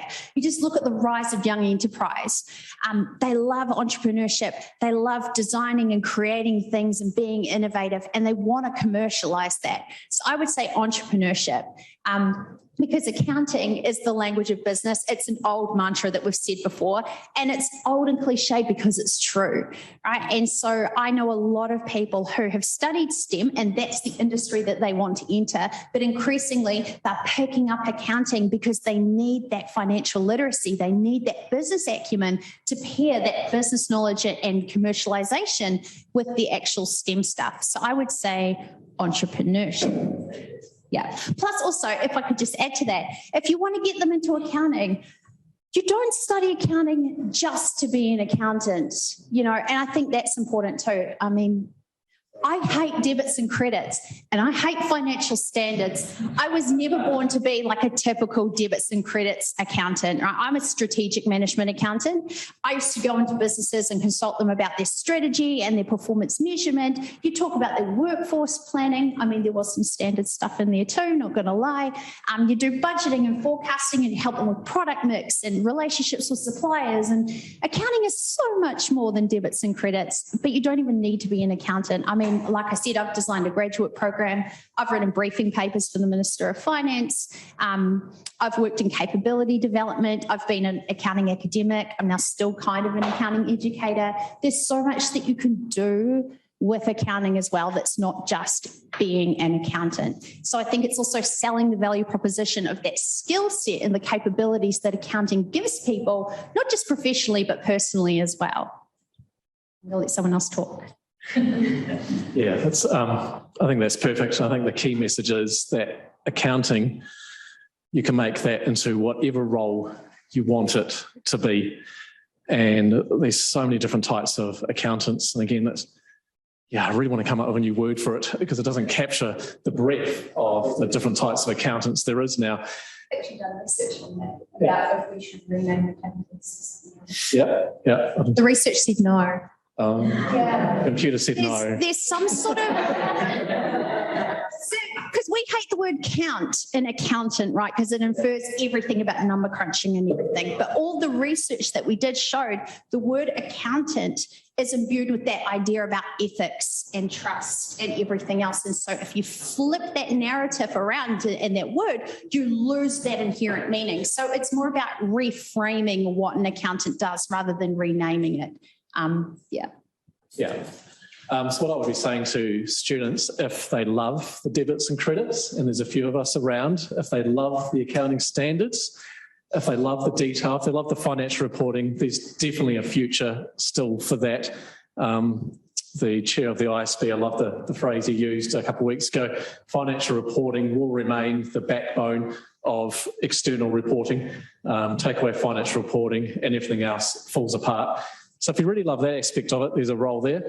If you love the idea of being a financial controller at an organisation and looking after that organisation, making sure they're getting the tax and the GST and all the compliance right, definitely a role there. If you like the idea of changing the world and getting into climate and ESG, there's a role there. There's so many different things you can make it into be. The other word I was thinking of, and this shows a little bit about my personality, it's about the money, is one word I could use is guarantee at the moment. A student coming out as an accountant at the moment is just about guaranteed to get a job. There's about 200, I think now 250 coming through from Cairns, 250 shortage of auditors, the profession at the moment, saying we can't get them. Some of that is, well, a big part of that is the border closure. Another part of that is the graduates simply not coming through. So there's a massive demand simply for the auditors. Auditor, again, another profession you could get into, is not what it used to be when I used to sit here as a student. Auditor, if you want to be an auditor, that was number one. That was exciting. You wanted to be an auditor.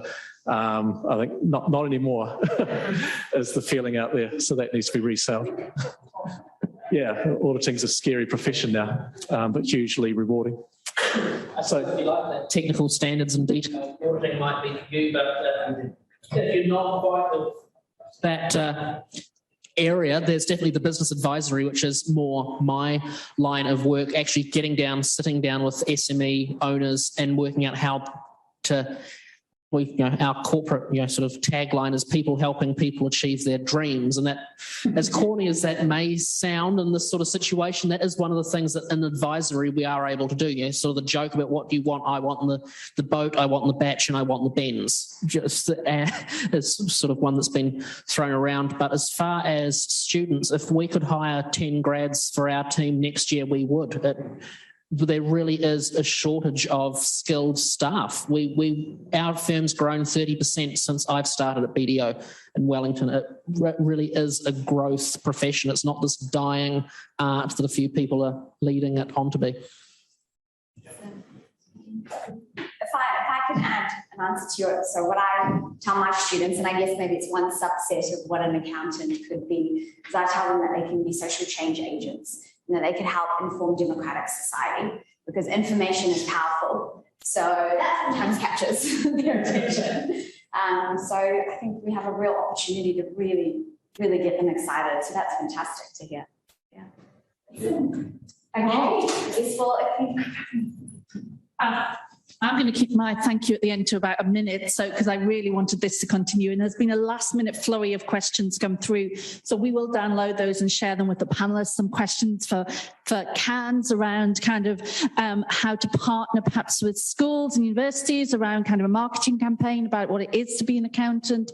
There's also a really good question there about, we talked about school visits to the university before, but actually could accounting firms host schools and school classes who could come and see what it's like? I'm not sure how exciting an open plan office is, but it gives you a bit of an insight. And as part of our high school visits, we do often bring in external speakers as well. So that's another great way to do it. Come into the university, we'll pair you with a one of our sort of lecturers. I almost said experts there, but after Ben's presentation right at the beginning, I've been really cautious about how I use that term now. But also we often do bring in external speakers as well. So that's another opportunity if you'd like to hear a speaker from Treasury or the Reserve Bank. We've got really good links there, or one of our accounting partners as well, another opportunity. Hey, on behalf of the Wellington School of Business and Government, I would like to thank Sendirella for chairing today and coming up with really thought-provoking questions, and Daniell, Rebecca and Anthony for putting their thinking caps on and provoking us in a few ways around kind of what it means to be teachers of accounting and other aspects. So thank you very much. A round of applause for our panel speakers.